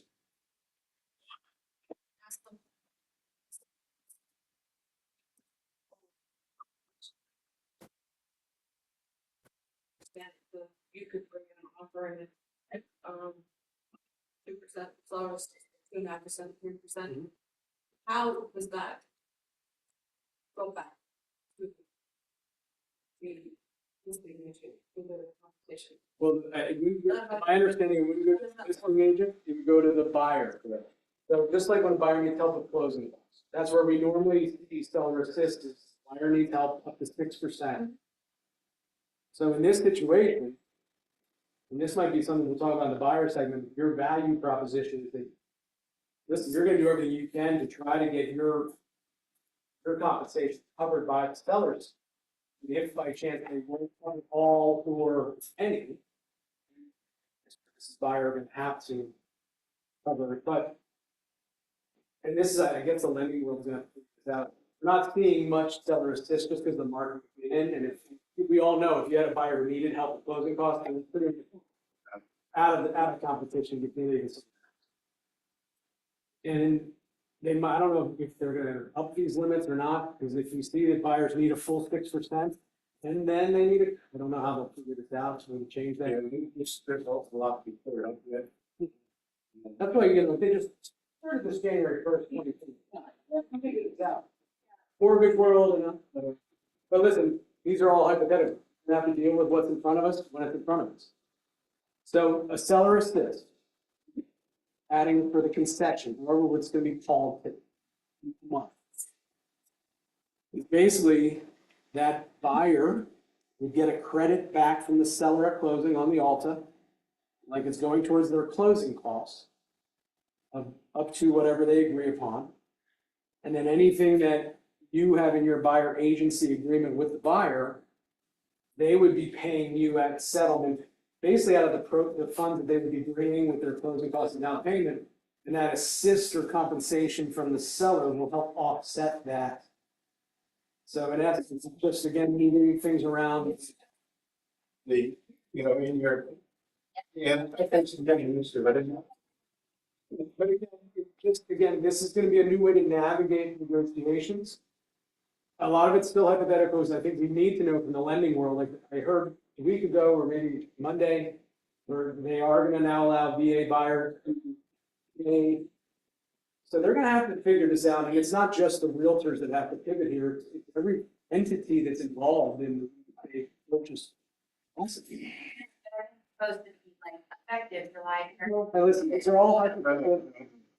August 17th. Okay. But ultimately, again, Let me training on it. so the good news is, we've got 2 months to figure out what's gonna be, whatever. More importantly, you got 2 months to really figure out how you're gonna claim this, how you're gonna describe to a client how it's still in their best interest to work in this capacity. So good news is you don't have to figure this out by Monday, but it's gonna be here before we know it. Hey, listen, I just explained it the best I can right now, and Monday, But the way it's because everybody's breaking what it doesn't, it's way you said it's like. It's just a credit back to the buyer, offsets the money that they're going to be then paying their agent. So again, if you as a buyer agent have a value that you charge, and that seller is willing to offer a higher compensation to the buyer, then the buyer gets that difference. Well, so an example that you have here is, say it's 4% of the seller is looking at an offer. And your buyer agency is 2.5%. The difference on the HUD now, on the Alta, is gonna be the 4% is gonna be a credit to the buyer. And the buyer, your fee is gonna come off the buyer's gonna be paying, so it's no longer that the seller. So that compensation is coming from our client direct. So if you're working with the seller, you're getting compensated by the seller. If you're working with the buyer, you're getting compensated by the buyer. The seller could give a buyer a credit, whatever amount that is agreed upon, or they could say, I'm not going to. But if they give a credit, the buyer can use that all or portion of the buyer agency compensation that was agreed upon in the buyer agency agreement before you ever showed them that house to begin with. So does everybody understand this option? Yep, I know, we're gonna be going into this to the point where we'll wake up each second. The biggest problem isn't gonna be us, it's gonna be the. Yeah, no, I agree, but what we have to be is that ultimate professional. We have to be the example that eventually others will follow suit, following suit, ones that are successful. Or they'll quit. So can I explain to you how the most successful sellers are selling their homes in this current market? May I explain to you how the most successful buyers are getting into homes? And then the other option that a customer has is they don't have to authorize it and they don't have to consider it. The reality is they have to be willing to let the chips fall where they may. Again, I'm a firm believer that, and fear of loss is a greater motivator than an opportunity to gain. People will move away from pain quicker than they move towards pleasure. We don't have this yet, but I'm pretty sure we will see more expireds in the market. And I think, lo and behold, those will probably be the sellers that don't offer competitive compensation. And we'll be able to show the difference between the homes that do, as far as what they net out, as far as their list price to sale price ratio, how much quicker they sell versus the ones that don't, and all the ones that don't sell. How are you gonna do that? It's going to be through market data. It's going to take time. Because it's not gonna be in the MLS, like, there's gotta be some kind of. Well, I mean, I think That's relevant. Not complain. well, You're making. but again, the reality is, if you don't know how it's going to shape up yet, in time, the numbers never lie. So in time, there will be data somehow, some way that will show. Right now, and for the rest of this year, there won't be. It's just going to try to, in many ways, just explain and try to reason with them of why it's still in their best interest to be, or so. Let's just play real estate for a minute. Let's say we get you an offer. The buyer needs a certain amount of compensation. Well, you're telling me here tonight, and either way, I'm fine, but I just want to be clear on this. That if I brought an offer that you were comfortable with on the price, the buyer is asking for you to help with a credit concessions, you'd be okay turning down that offer. Sit with him, and then again, I'm sure there'll be a form and fill out a check. So just so I understand, or just so I'm clear. You're okay turning down an offer. I'm going to reduce it to the ridiculous. Over $6,000. Over $9,000. How much would it cost each month to carry the house? Because a lot of times when you have a seller who's holding out for that extra 10 grand, and you're spending $4,000 a month to carry the house, and it's taking 3 months. Listen, perhaps you got that extra 10 grand, lost it. So it's reducing it to the ridiculous. appealing to the senses, selling both to the left and right side of the brain. So you hear data points, facts, but in how you explain it, you use emotional words. Fear of loss.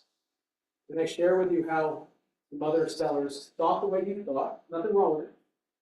But it actually cost them a small portion in the end. This is when if you have a buyer who doesn't want to list their house, they want to find the perfect house. Listen, you're not doing anything wrong, but just by doing it in reverse order, putting the cart before the horse, costing yourself a small fortune. And I explained to you how. So again, we have to be salespeople. We have to appeal to the senses, and we have to be confident enough that, listen, if they're not willing to work with us and you feel it's a saleable home, are they going to compensate you? Okay. And if they're not willing to compensate and you don't think it's a saleable home, or they want a price that's too high and they won't compensate and they're already argumentative, I don't want to get my hair cut. I'm wondering if also agency do we have, I feel like a lot of buyers who may not be able to compensate their agent might be going directly to the listing agent who's trying, who's option 3, where they don't authorize. So you're getting your compensation for your listing side, but the buyer now wants to come to you. Mr. Stone. So, again, if you bring the buyer, you might charge X. If I bring the buyer, I'm going to charge X. I'm still doing extra work. Whether that's, and again, I'm not telling anyone what they can or can't charge, but you have the right to say, listen, you save a little bit more money and I make a little bit more, versus an outside agent bringing the buyer.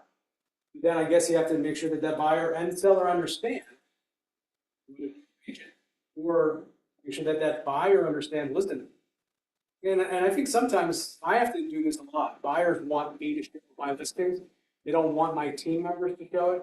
And sometimes, for one, I'm not going to. Do you understand, Kristen, that by working directly with the listing agent, you're not actually getting representation? My job would actually be to use anything that you talk to me about, play back to the seller and try to get them the best. You can see by working with an agent on my team, you're actually going to get representation. So again, however you describe it, but why is it in their best interest? Why is it in the best interest to have one agent represent you as a buyer versus bouncing from listing? I think these slides are really They helpful. all think they're going to say, but in the end, they're not. The wording in these slides is actually really helpful because I think if a seller is reading it, they go, okay, you're gonna pick this, great, well, let's read this little thing. This is why. Right. Don't come crying up in 3 months if you ever close your house when I told you. I was gonna put this in a checkbox, you know, have it in file. But again, Let's remember. if you feel confident in the value that you provide, you can eloquently and confidently explain that, defend it in some cases when some questions it, an objection. An objection is not, I look forward to, an objection is a buying signal. They're saying that I have a question or concern, but if you can overcome this, I'm in. But most of, we don't know how to handle an objection. An objection is someone saying, I want to work with you, but I have a concern. So these are opportunities for those that are willing to get into the ring and spar a little bit, practice a little bit, get comfortable being uncomfortable. Yeah. To answer your question, see if you don't have a team gym, I will myself, and I have a listing environments that work. You have to explain that each side merits its own chores, tasks, and work of each side, and you're just gonna have to go according to that.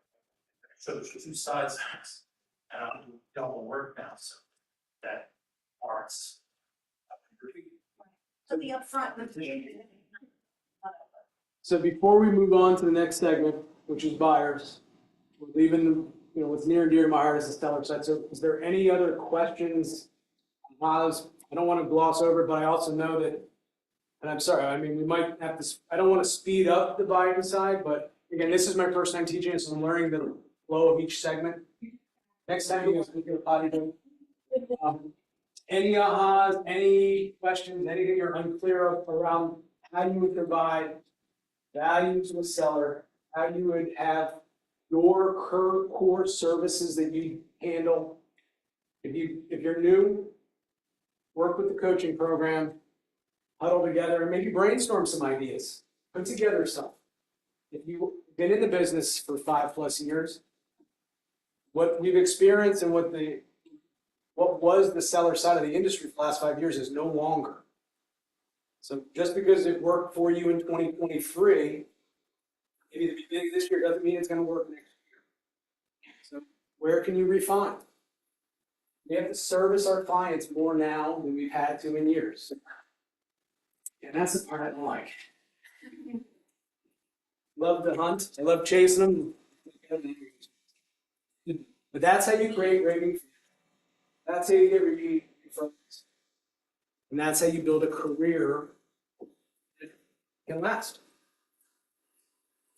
You know, just real quick, one thing, like going through this whole process, it's, you may, like, every time you have an opportunity to explain something, it takes you back to that very first question, where you want to sit down with your clients and find out clarity on why are you selling your house? Why'd you call me over tonight?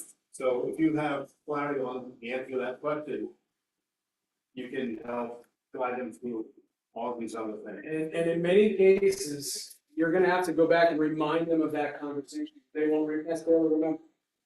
But Dave, I want to see if anything may have changed. This week for a seller who may be turning down showings, not really entertaining anything other than asking price or above. I just want to make sure they're unclear and everyone on the same page. So, mind if I ask? When we first sat down, you told me you wanted to sell because has anything changed? Because sometimes things change. Sometimes you just need to kind of remind them what they told you. You can only help them if they're. And sometimes things have changed and now you have to reevaluate, and sometimes it's just, and then you're kind of shining a light on maybe the errors are on the face. Now we're going to get into my favorite topic, buyers. And most agents feel most comfortable on this side of the ball. So this is where probably the most change is going to happen for most of us. For me, this is just me personally, I didn't work buyer side as much as others. I didn't charge a minute.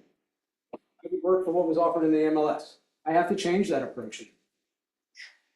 So there's change that I have to adapt to here. My approach to buyers was always to get another listing. So, but these are key. Hey, back to the same. So again, this doesn't change. That circle of trust is just important for the buyer as it is for the seller. And you can lose trust with the buyer very quickly. And now more than ever, we have to really show them, and this is probably going to be in a phone conversation. If your buyer's in New York, they're not, correct me, and maybe some people can get them, but I was trained initially CETO, come into office. Almost like a buyer presence. Well, people aren't driving an hour and a half to come sit down in the conference room so you can you have to do this needs analysis, talk about your core services over the phone, because now this is going to be required to show a house. You're going to need an agreement with that buyer before you show them a house. Now, I think this is a good thing. I've been explaining this to my team because we all have been run ragged over the last few years with investor clients who had no loyalty. They just wanted you to show them home. Now we can let the law be the bad guy. Just like when buyers weren't willing to sign the COVID access forms and give us, hey, listen, it was law. Mark. So now I'm explaining this to my agents that you don't have to feel like you have to run around with just a one-off showing. If a buyer's not willing to commit to you, then focus on getting a listing. Work with the buyers that are willing to. So I think this could save a lot of buyers, agents, a lot of time that they were wasting running around with either unmotivated Because if someone's not willing to agree to compensate you, I'm motivated on that. Are they worth your time? You can decide that. I would focus on getting another listing first.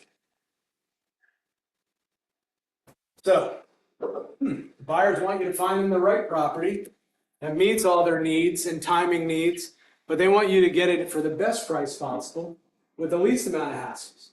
So for me, this is where the conflict of dual agency, and this is just my personal belief. How can I get the buyer the best price if I'm trying to get the seller the best? Just my own comment.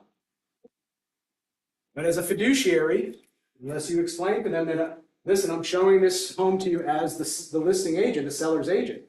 So I'm not representing you. And you have some arrangement with your seller to compensate you, that's one thing. But if you're working with a buyer, you enter into a buyer agency, you're entering into a fiduciary contract with them. You're saying that you will do everything you can to find them that house. And that you're not going to abandon them and just stop sending them listings. Does anybody have any questions of what a buyer agency agreement is? I know it's going to change. I'm not worried about that, but we already have had buyer agency in Pennsylvania for 25 years, right? 1999. This is not anything new to our industry. Does anybody have any questions or any uncertainty around agency as a buyer's agent?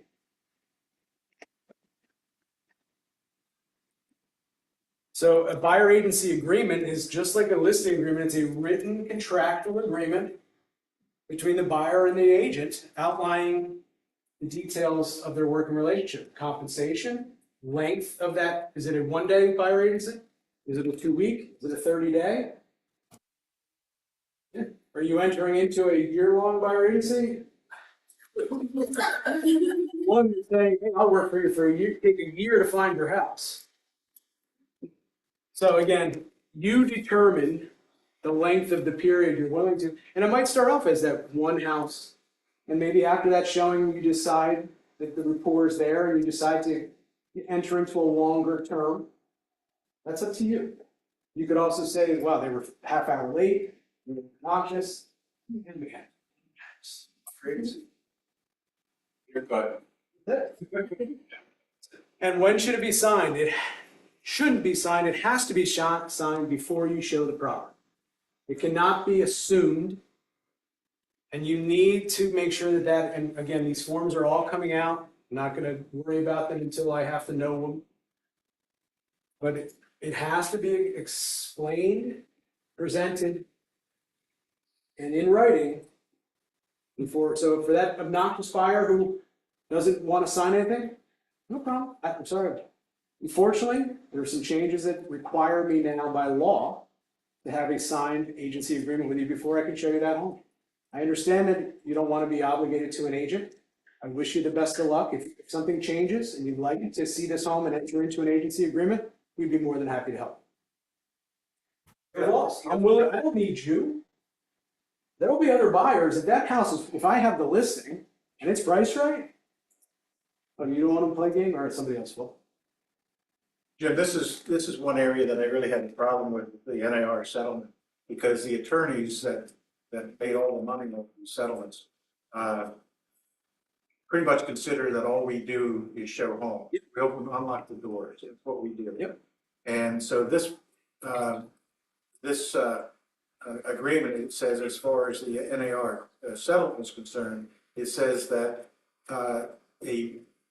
before you work with an agent or a buyer, you have to have a buyer agency contract. Well, their definition of working with a buyer is when you show them the first home. Okay. And we've had, and I'm a firm, my policy is PA law and seller disclosure says that you have to have them sign the buyer agency agreement upon your first substantial conversation. So if you're going to talk to them about, are they qualified to buy a home, or how's your finances and all this motivation, you have to have a buyer agency sign. This doesn't say you have to have it then. So Do you think there's that's where, yeah. So I will tell you that our standard is gonna be, and I think Pennsylvania standard is gonna be, that you need to have a sign with your first substantial conversation and consultation, not when you're showing the house. Unfortunately, right now, and I know this too much, is even now, agents are getting the buyer agency sign when they write the offer. That's the wrong. I know it is, but I know. Because again, I don't work with any buyers, buy great, if you don't. So anyway, we'll have a lot of. No, there's gonna be some, I mean, again, there's some real adjustments that some of us have been doing at a certain, It's just one thing on that. Just so everybody, next Wednesday, Bob's gonna go over things that are proposed. And then in July, every Wednesday, for 2 hours, we're gonna be, Bob's gonna be teaching forms. So by the end of the month, everybody's gonna be able to read these forms in their sleep. So there's plenty of opportunity to do all this stuff. That one is great. Yeah. Everybody.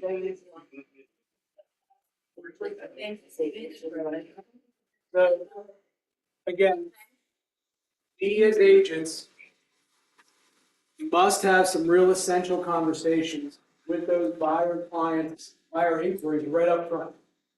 And again, we establish trust right in the beginning. Starts by how you answer that call.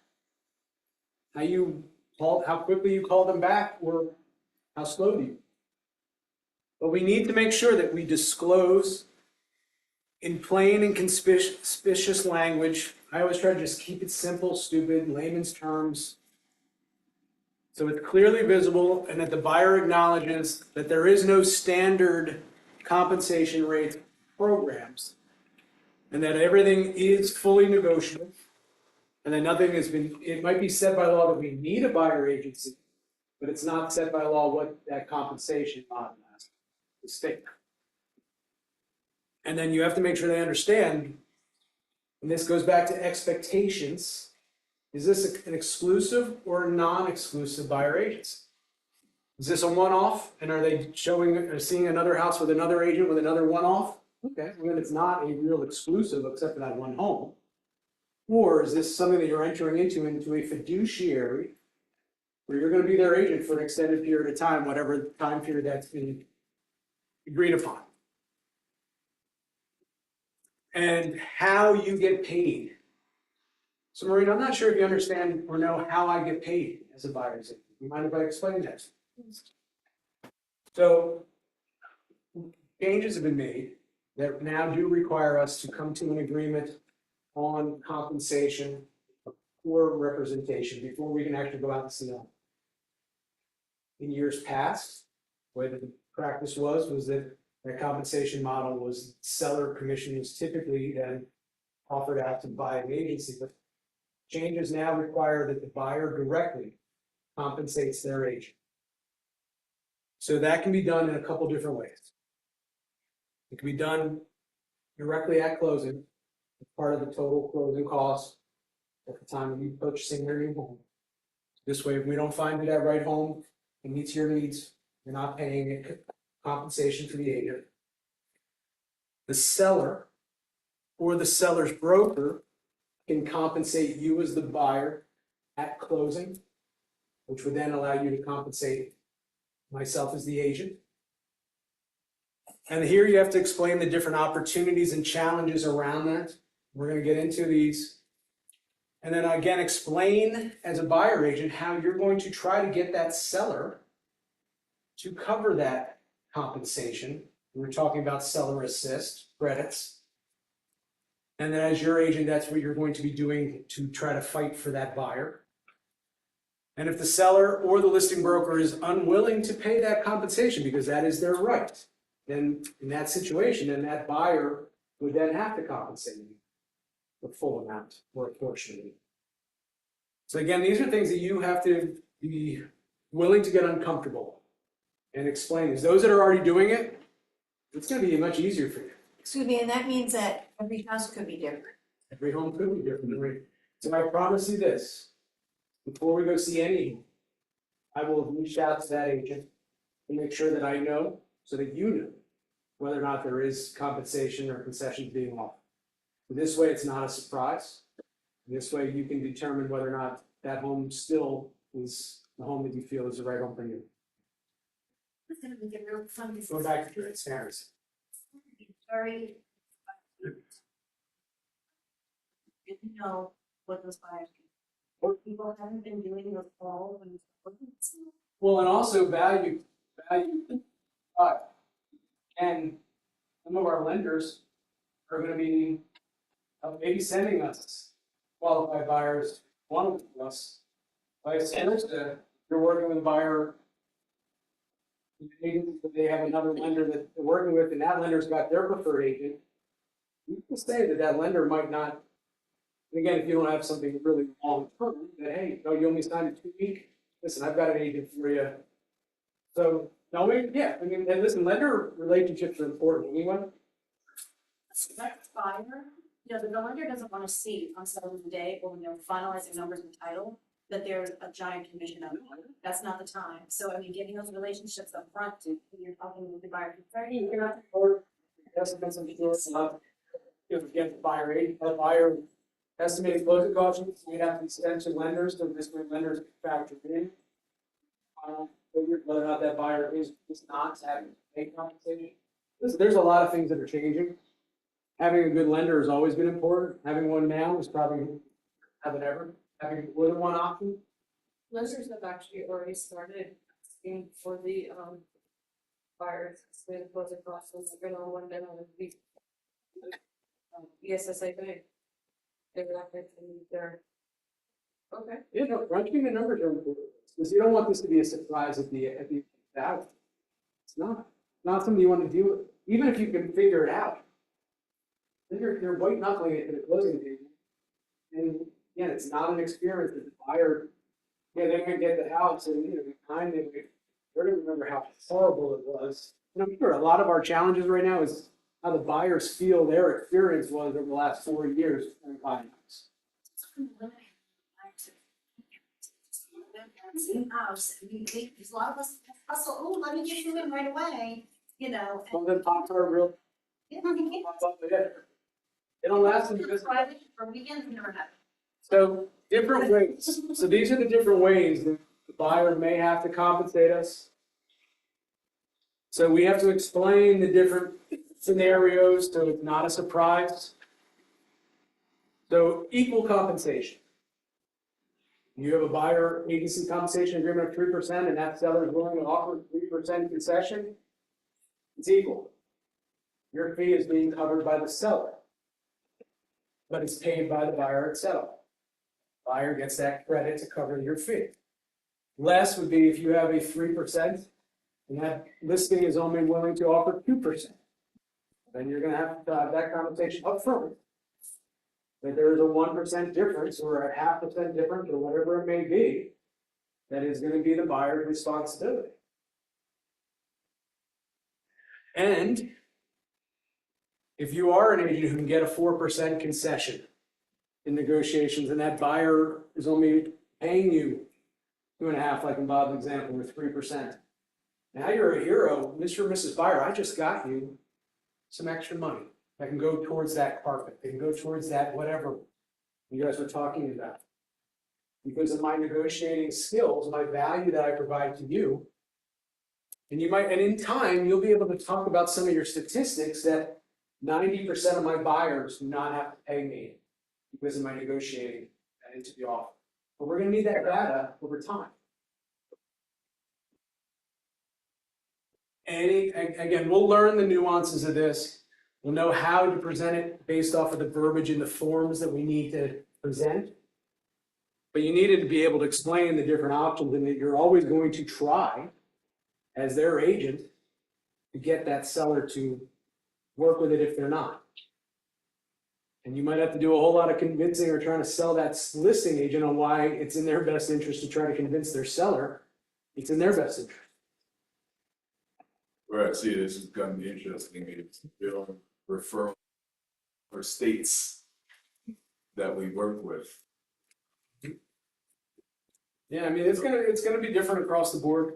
So again, those that are already working with minimums, congratulations, it's in my cap, it'll be less painful for you, because you already know how you explain it.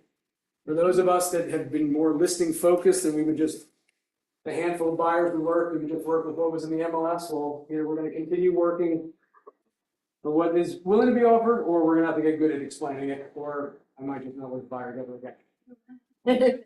Here's the answer. And just to clarify, here is, what you're going over here is national. Yeah, it's not. So it doesn't matter if it's coming from another state, whatever. Yeah, this is a national law. This is NAR, not PAR. They From the settlement. Yeah, the difference. That some of the other states that didn't have high. I might only be able to offer a 20% referral in 25. I don't know. Maybe that might have to change. I don't know. So what you're saying.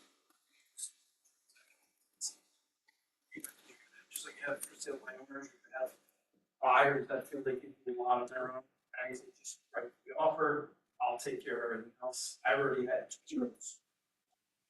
And ultimately, again, even though we work for Keller Williams, we're all big shot independent contractors, so we can make our own decisions on what we're willing to work for. Sure. And if you're willing to work for 1%, then that's what you feel you're worth. If you're willing to work for less, if you're willing to work for free, then I just don't think you value yourself. But we have to explain the different options. We have to explain, as their fiduciary, we're going to do X, Y, and Z to try to get you equal or more. But unfortunately, from time to time, it may be less. And let me explain to you what that looks like and what that means. I'm finding sellers, because I'm sure lots of people are aware of what's going on. Some of mine are. Some of my sellers are like this. Everything's like, we're not changing, it's what you're doing. Like, I'm wondering I got a couple of people. Right, I mean, yeah. That's what they have, like, But it's just changing, but yeah, and then when I've explained, and then I've had. But again, some people are gonna say it's great.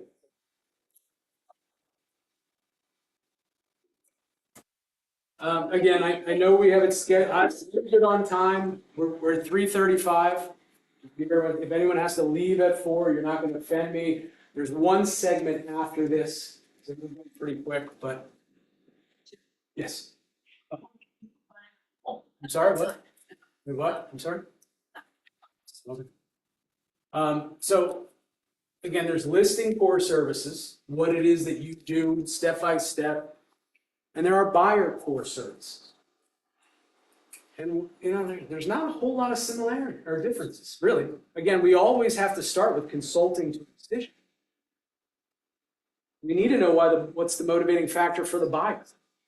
Why do they want to buy? No one's just buying. Listen, there are investors that are just buying to build their portfolios, and nothing against that.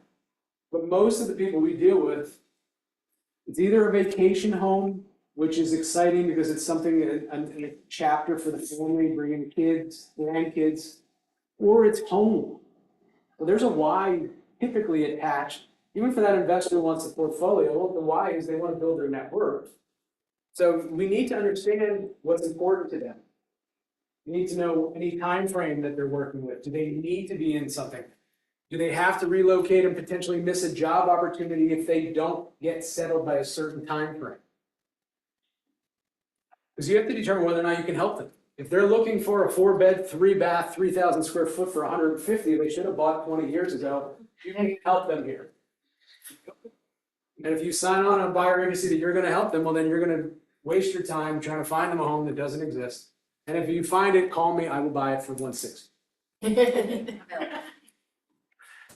So how are you going to search for properties? Are you just going to wait for them to send you something that they saw on Redfin, Zillow?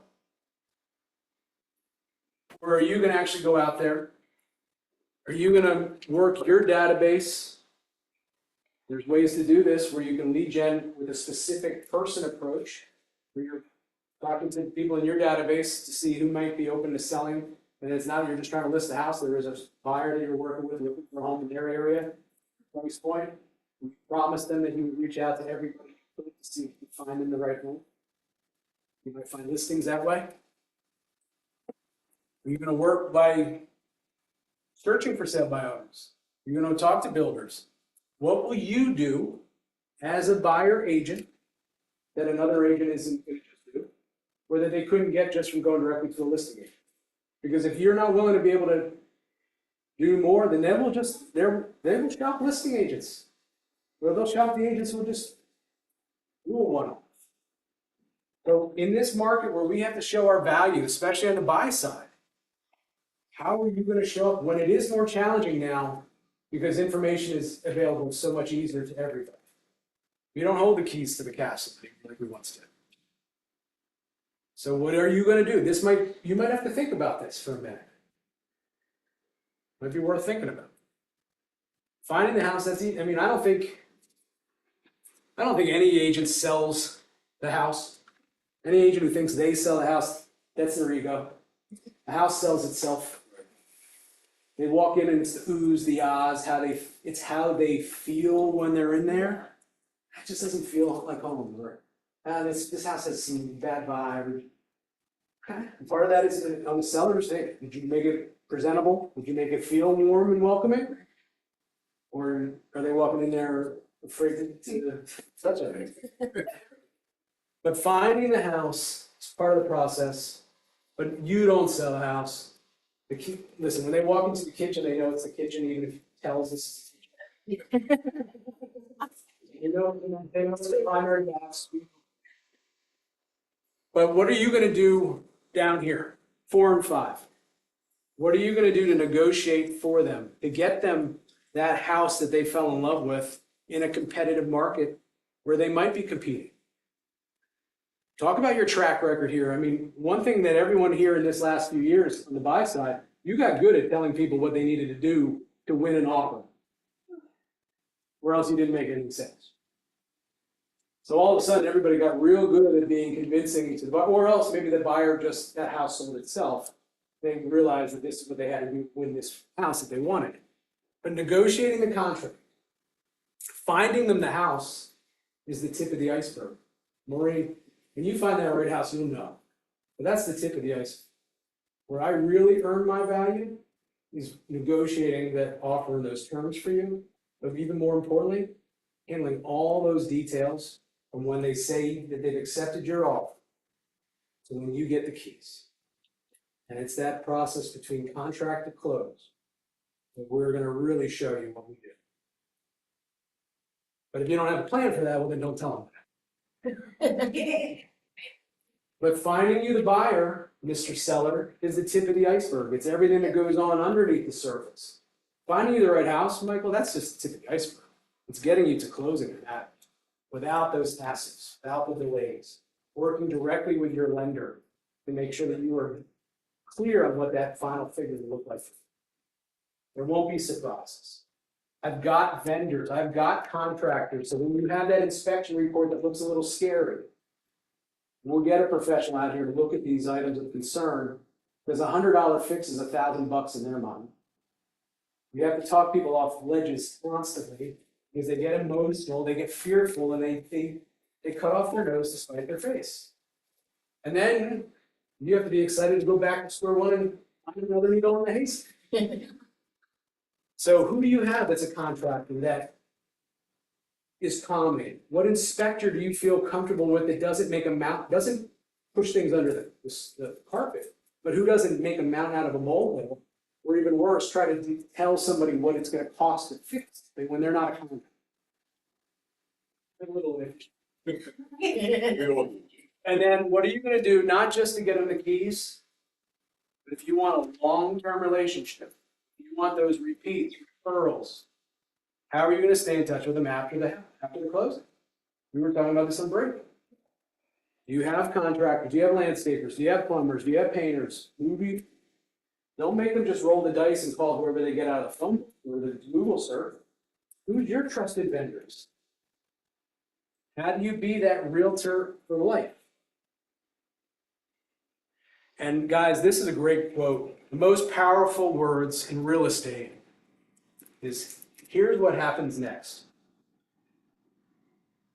When you go to the doctor and you have and there's a procedure that they're going to do, I kind of explained this when in the foyer of somebody's house. I was trained to take somebody out to a mental safe island. Before we get started, Maureen, let me just explain to you how I like to work. Let's start off by just sitting down, chatting with you, asking you some questions, and having tour with the house, and we'll talk about the marketing and team. But I've explained what to expect. So now that we've got you the house, here's what happens next. Let me explain to you the next steps. You do this all the time. How many homes has that first-time home buyer bought? That person who's downsizing from the big house to the ranch, they bought that big house in 1994. So they don't know what, and it's a whole lot different today than it was in 1994, 2004, 2014. So the most powerful thing you could say, setting expectations, keeping control, is this is what's going to happen next. Here's the next steps. We're going to connect you with the lender to finalize a mortgage application if you haven't already. I'm going to make sure that they have the contract, set up a title order, explain to them what those next steps, but also explain to them what their next steps. And that's the same thing for a seller. You have your home under contract, here's what happens next. These are the next steps. But this way they understand and that they're not blind, feel like they're blindsided. So again, much of this has to happen on the phone. If they are a local buyer, great. Sit down with them. Go to where they are. If they're renting, offer to come out, have a couple. I would just sit down and have a cup of coffee. Let's chat. So let's put some pencil to paper. We're not doing anything other than just having a consultation. And a consultation is a conversation about needs, wants, to find out if you can help them at all. And while you're doing that, you're building rapport and trust by explaining the process, explaining how you help them in their buyer search, what to expect next. If you have informational packet, this could be something you could email them, give them, making sure that they're qualified. If they don't have a lender, who are your trusted lenders? If anything, I think hopefully the last 4 years has taught every agent that if you don't know what your buyer is qualified for, you shouldn't be showing them homes because it's going to be a bidding war. If they're not ready to get engaged today, there's no sense of seeing a house. And they have to decide, can they afford the house? Is now the time that they can buy or not? Look, a lot of people want to buy. Just for some, it's just not logistically possible right now. That doesn't mean they'll never be a buyer. That doesn't mean you won't be their agent when it makes sense for them. But not everybody can afford these escalating prices. Not everybody can afford the home that makes sense for them where prices and rates are right now. They might, and again, none of us have a crystal ball. It's not that we can say that next year prices will be any lower than they are now. They could be higher. We don't know. But if they can't buy now, you stay in touch with the lookers, educate them, see how you can help as needed, and only work with the serious, motivated buyers.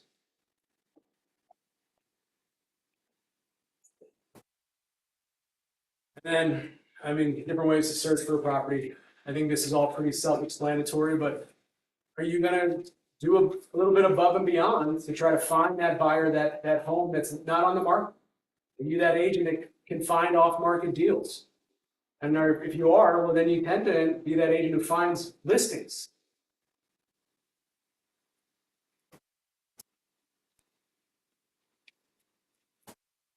And then this is the part that I guess we'll have to do. We'll have to call these agents ahead of time, and I'm not looking forward to fielding a bunch of calls. No offense to anybody. Ask me what the commission might be, but we'll do what we have to do. You might have to be. Listen, I'm going to call these 3 agents before we come out and see the house. So this way, and you should anyway, to confirm, is the home still available or are there multiple offerings? And then running market evaluation on the properties that are of interest. You should be doing that anyway as a buyer agent. You should be running a CMA for them and talking about where their number really is for a home like this in the market. Is this home priced in line with the market? Is it a little bit overpriced?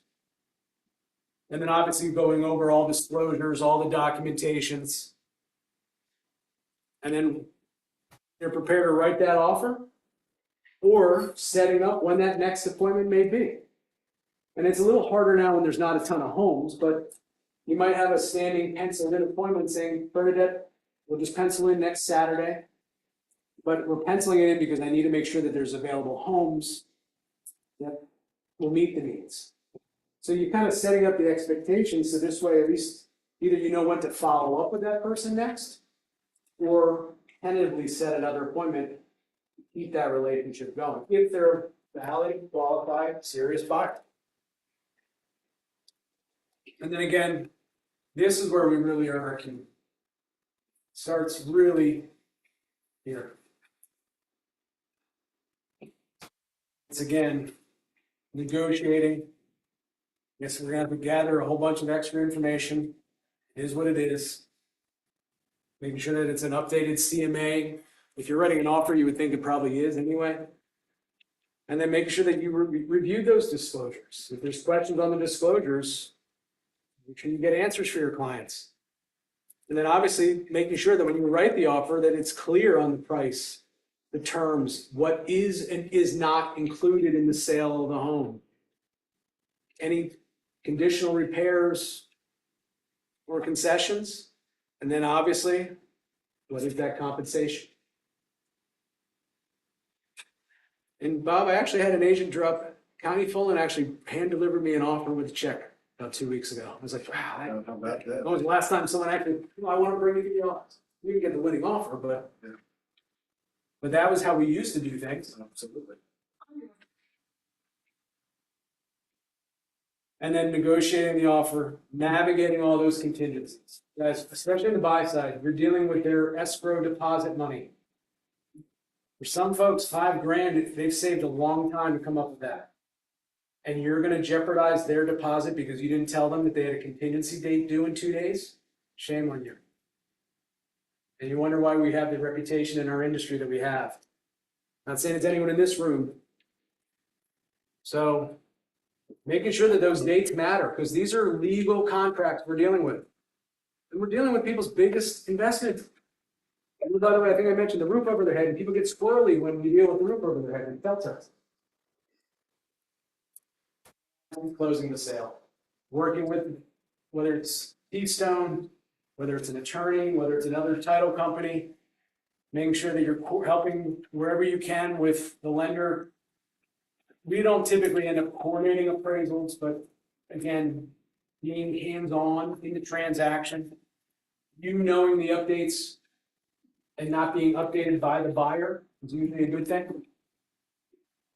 Make sure utility information is provided, so this way they know how to get the electric on before closing, water on. Reviewing the Alta at that time. Especially now, if you need to make sure your compensation is in there, I guess you should pay attention to the Alta and final figures before you get to the closing. Conducting that final walkthrough. Making sure that everything has been funded, closed, and then following up with them post-sale. Because again, people are going to remember how they felt during this process. The impressions begin on how we appear. And it doesn't mean how we're dressed, but that plays a role. But how do you appear as a professional? How do you sound when you answer the calls? Nothing against going out on a happy hour, but maybe that's not when you want to return a phone call. Or take a phone call. And how do you communicate and interact throughout the entire process? Doesn't matter what we think, it matters what they think. And how are you going to surprise, delight with the little things along the way? Are you going to attend inspections? Are you going to attend appraisals? Are you going to send them little gifts? I mean, it's up to you. But what are you going to do other than just get them to the closing table? I know that's what we think is what everyone wants, and they want the keys, but they want it to feel, everybody wants it to feel good. Even if I don't. And then just to summarize, Again, we all have core services. It's gonna be different for everybody, but there's some functionality that's the same for all. It's little nuances in between, because those little nuances are gonna get you the reviews, and clients are calling you based off your reviews or not calling you based off of lack of reviews or negative reviews that are more prompt. It's not that if you have one or two filtered in there that aren't stellar, but if you have more negative than positive, probably not gonna get that call. I can guarantee you sellers are reading reviews. I get listing calls because of our reviews. We celebrate reviews on our team whenever one comes in. I get emailed to everybody and I make sure I'm trying to be the first one to congratulate, and just because again, it's the client experience. And if you get a good review, that's a great opportunity to call them and thank them for the kind words. See if they need anything. Because Jeff Glover sent out an email 2 days ago. In the first 7 days after they list the house, go under contract, or close is when your likelihood of getting the most referrals from someone. If you have a follow-up plan post-close, you check in with them in a couple days. Or are you just so happy to get this closing behind it, and I hope I never hear from these people? Up to you. I mean, we call it DTS. Lead the ship. We don't market to people that we know are going to be unpleasant to work with. Doesn't mean that they have to stay on our Christmas card list.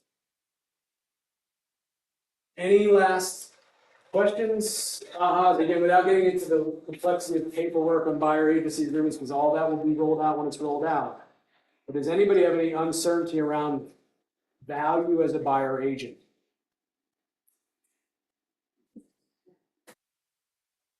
So we're going to go a little over 4, but this is pretty quick, and it's 3:55. So if anyone has to leave, please, you want to offend me, and thank you for attending. Thanks for your kind of jumping in the break. You're dealing with the same group of people on the team day in, day out, week in, week out. They're tired of hearing from me, so it's nice to actually have 10 faces looking at me instead of just.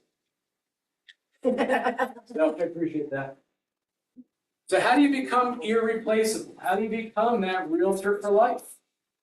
I think we've been talking about along the way. You provide value at every step of the way.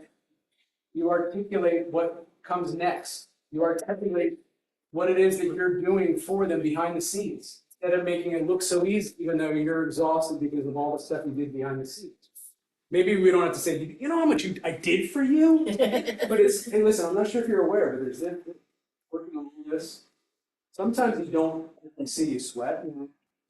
We all know that, you know, the 11th hour stuff between title and mortgage, and sometimes it's like, hey, but if I don't get that answer about it, I'm not happy. So, becoming irreplaceable. Again, it's just remembering value is at the heart of everything that we do. And every business is an exchange of value in the services we provide. And a buyer or seller will perceive if they feel that value that we are charging is worth to them. So the more value we can articulate and provide, then the more we're going to be able to charge. And I think this is that critical time we're in right now. This is that window that we're in right now. And it's a good thing in some ways that we all have to reevaluate the value of our industry, the value of our profession. It's going to be a hard reality for some out there. And those that don't value our profession and they just want to be offering the lowest out there, well, then some people are going to get what they pay for. And that's why expireds will start coming back. But becoming irreplaceable allows your business to become predictable, consistent. You might have some ups and downs, but you don't have the extreme highs, the extreme lows. You don't have stretches where it feels like it's really quiet because you've got enough people in your database that you're consistently marketing to who know the value that you have provided and continue to provide. And all you have to do is hope that they remember you in your Coke or Pepsi when that time comes. And you can do all the right things, be there every step of the way, and get your heart broken. It's going to happen. The more business you do, the more times your heart can get broken. So This is where, and anyone who's taken KW classes, whether it's your 33 touch program, 48 touch program, we do a 60 touch program. Maybe that's a little bit much, but we'll find out. They're getting 5 touches a month from us in some capacity. But are they bringing value, or are you just telling them that you're great? Or are you sending them recipe postcards? Or are you talking about market data, what's prevalent to them in their neighborhood? Are you talking about the trends that you're seeing, the changes in the industry? Or are we so afraid to bring this up? So again, think about this. This is going to require a little thought. Maybe this is a practical, it's something that you guys do in collectively, and find a group of you that just brainstorm and mastermind around a touch campaign. You're not marketing it to the same people necessarily, it's your database touches. And then when you do that, whittle that down to those ones that you feel are either the most effective or right now are the most needed. You have something that at least touches people at least once a quarter in some capacity. I would start there. You don't touch base with those core past clients, sphere, those people that you're trying to nurture. Nurturing would be even more frequent, but for your past clients, your database, we're talking 4 touches a year minimum. We do 60 touches, but 4 touches once a quarter is just, whether it's just to call them and check in on them, if it's to send them some kind of quarterly report. But this is how they remember you beyond the closing if you want their business again, or you want their referrals. And this is where critical thinking comes in. And looking at things and connecting dots from failure, failing forward. It looks great on a t-shirt and a coffee mug. It looks so easy when you're failing forward. I've got them that say fail fast, fail often, fail forward. Until last year where I actually felt with that emotion of what failing really feels like. It ain't fun. But I failed forward. I had to go through some real painful parts. And we had to go through some real reevaluating where some weak spots were in our systems, our communication internally, our growth. But by looking at this through where things maybe from the ones that got away, from the listing appointments that you thought went well and then you lost. Don't get mad at them. Think it honestly. Where did I let that slip away? Did I not follow up with them after the appointment? Because that happens a lot, guys. Listen, if I came by, we had somebody here a month ago and they haven't called me back. I'm on them. Happens a lot. So if you have a follow-up plan, and you have a focus on with your systems after closing, are you asking for reviews? Are you sending them a link to fill out a review?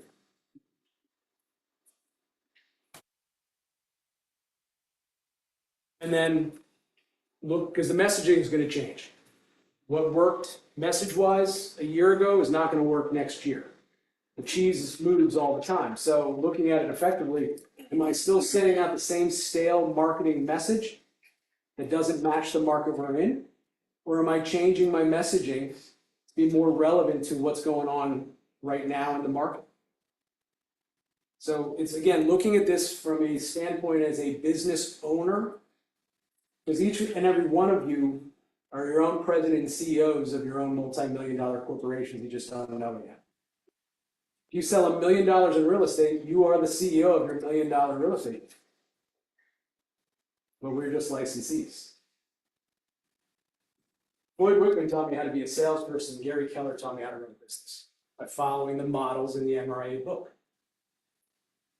So looking at these once in a while and saying, you know what, that message doesn't get the same response anymore. That script, that message I used to leave that got people to call me back isn't getting me to get calls back anymore. Maybe I need to change it up a little. Maybe if I can't get that person on the phone all the time, then maybe I need to try text. Maybe I need to try email. If it's that important, maybe I need to follow up and stop by the house. Or maybe you'll just keep calling until the one day the voicemail's not full and you happen to catch one after the day. So, thank you for this, and it is 4:02. I did better than I thought. So, just to summarize, change is inevitable. Value can change over time. Embrace change.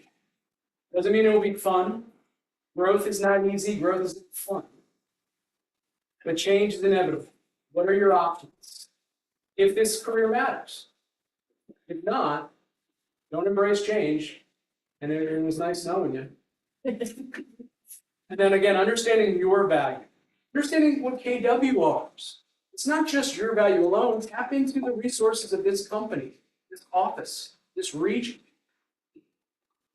Sell the experience of the collective if you have to. If you don't have your own track record of sales, the office does. Use that until you have your own to stand. And when you focus on the value and it's conveyed throughout the entirety of that transaction interaction, including before, which means when you're following up with those leads, that you're providing some value and updates with those touches. You send out a monthly mailer, does it have some value or relevance? Or is it just a bunch of junk? Not offensive, it's junk, but is that the reason why they're not calling you back? And then again, when you figure this out, when you can deliver that relevance and value, then you are on the path to building something that is market resistant, that becomes more automatic, more predictable.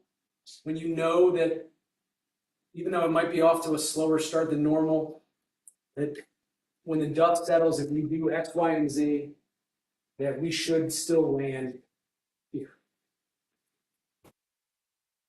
And then continue to complete those exercises around your core services. Work together as a group or work individually, whatever you want to do, but take some time and put that thought in there, because that's, if you don't, it's going to be that much harder in 2 months when you actually have to present it in real time. And we talk about this in our room. We do weekly trainings. Every Wednesday we have a boot camp that I train. And we talk about we're practicing at this conference room table. So we're not practicing on a live one at their kitchen table when I commission them. So we're going to practice and get uncomfortable in here with us. So this way you're not practicing when there's in your paychecks. So seriously, think of that as a group. Get out of this business what you put into it. That's the beauty of this business, but it's the rose and the thorn all at the same time. We've seen a lot of talented people come and go. Post-training. Again, we're going to continue to bring these value trainings here. We'll figure out where we can, this is where I'm going to be, look, I'm being asked to teach it everywhere, but this is where I want it. This is the group that I want to bring that value to. So take this to heart. Don't be scared of what's coming. This is an opportunity for those that embrace change and are willing to get uncomfortable. And if you guys wouldn't mind, scanning this, they are asking for some feedback if you wouldn't mind. And again, I appreciate everybody's attentive participation. This made this easier for me to have an engaged room. I appreciate you taking the time out of your day to hear me. Thank you. No, sure. Thank And I'm good. Anybody have questions? If there are any in the house, I'm not running right out the door, but anybody who has to head out, thank you. We'll be doing it the same time in 2 weeks from today, from 12 to 4 on the 20th.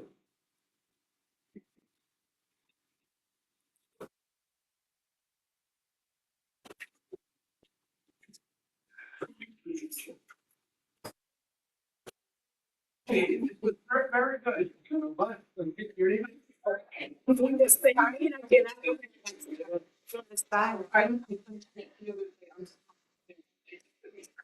Again, a big part of the value that they do a lot of that, and you know. I don't like, they keep pressing them, you know, it's not awesome.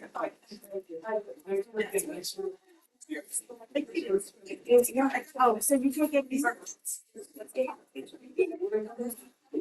I keep doing it, right?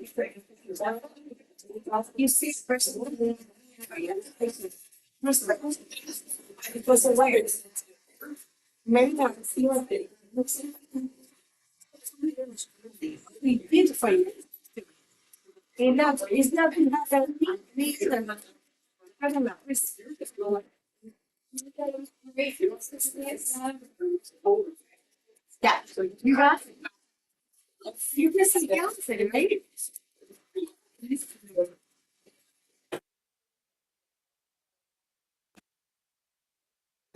Nervousness or fearfulness. It isn't like I didn't know. No, I didn't know that I was moving. So that's it. That's like right. Sad. See there. It was. You're. I think you're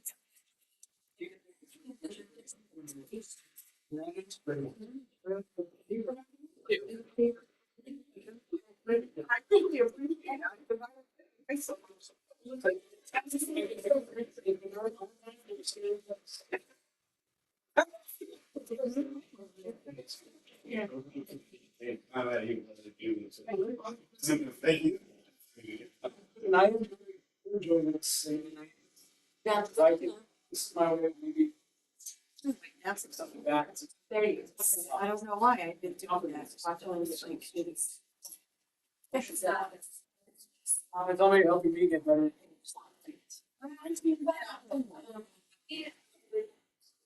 Thanks for listening.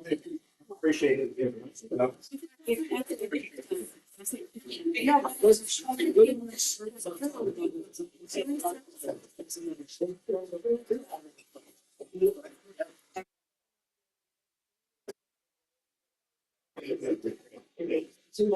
Yeah. Yeah.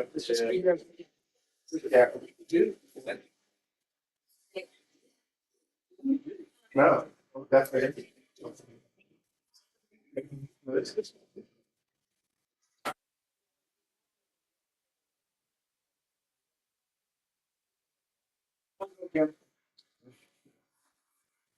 See, Bob. Nice. Casual today, sorry. Bye, folks. Scott, Yes.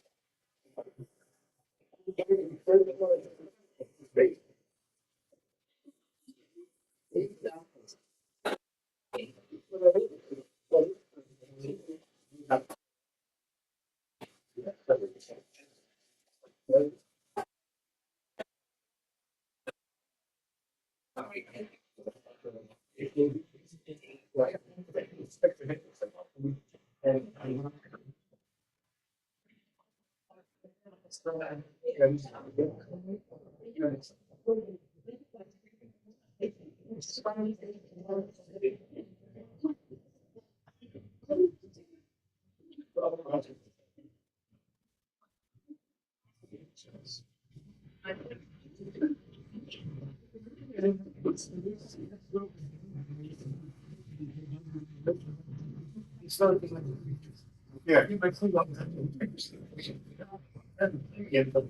I was wondering how far the.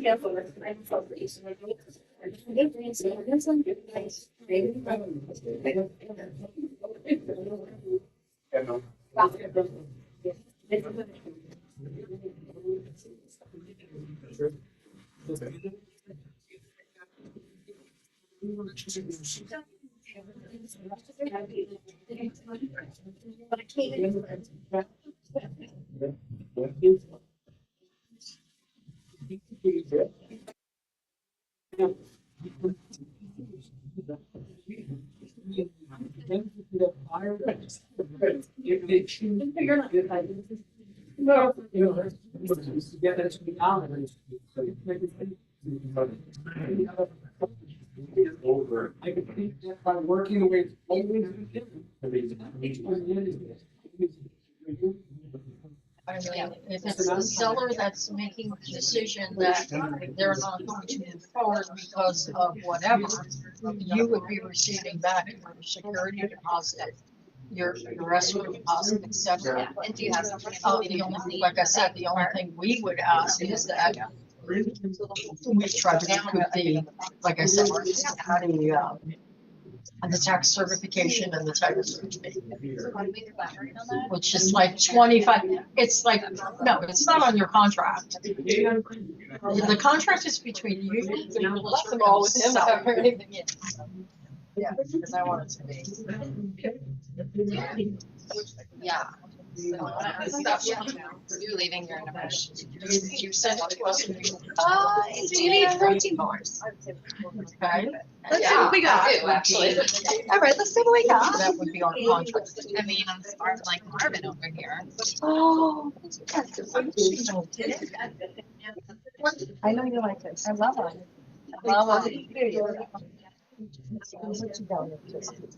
You wanna own your house? I'll get one too.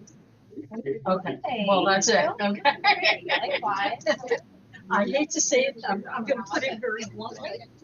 If you don't, if you wanna own your house, you're going to pay us. Because you're not just gonna pay, because you're not just paying us. You're paying the state, you're paying for the taxes, you're basically paying your lender, okay? So it's not just, you don't wanna pay KPSS, well, that's not gonna happen. And then nothing else is going to move forward.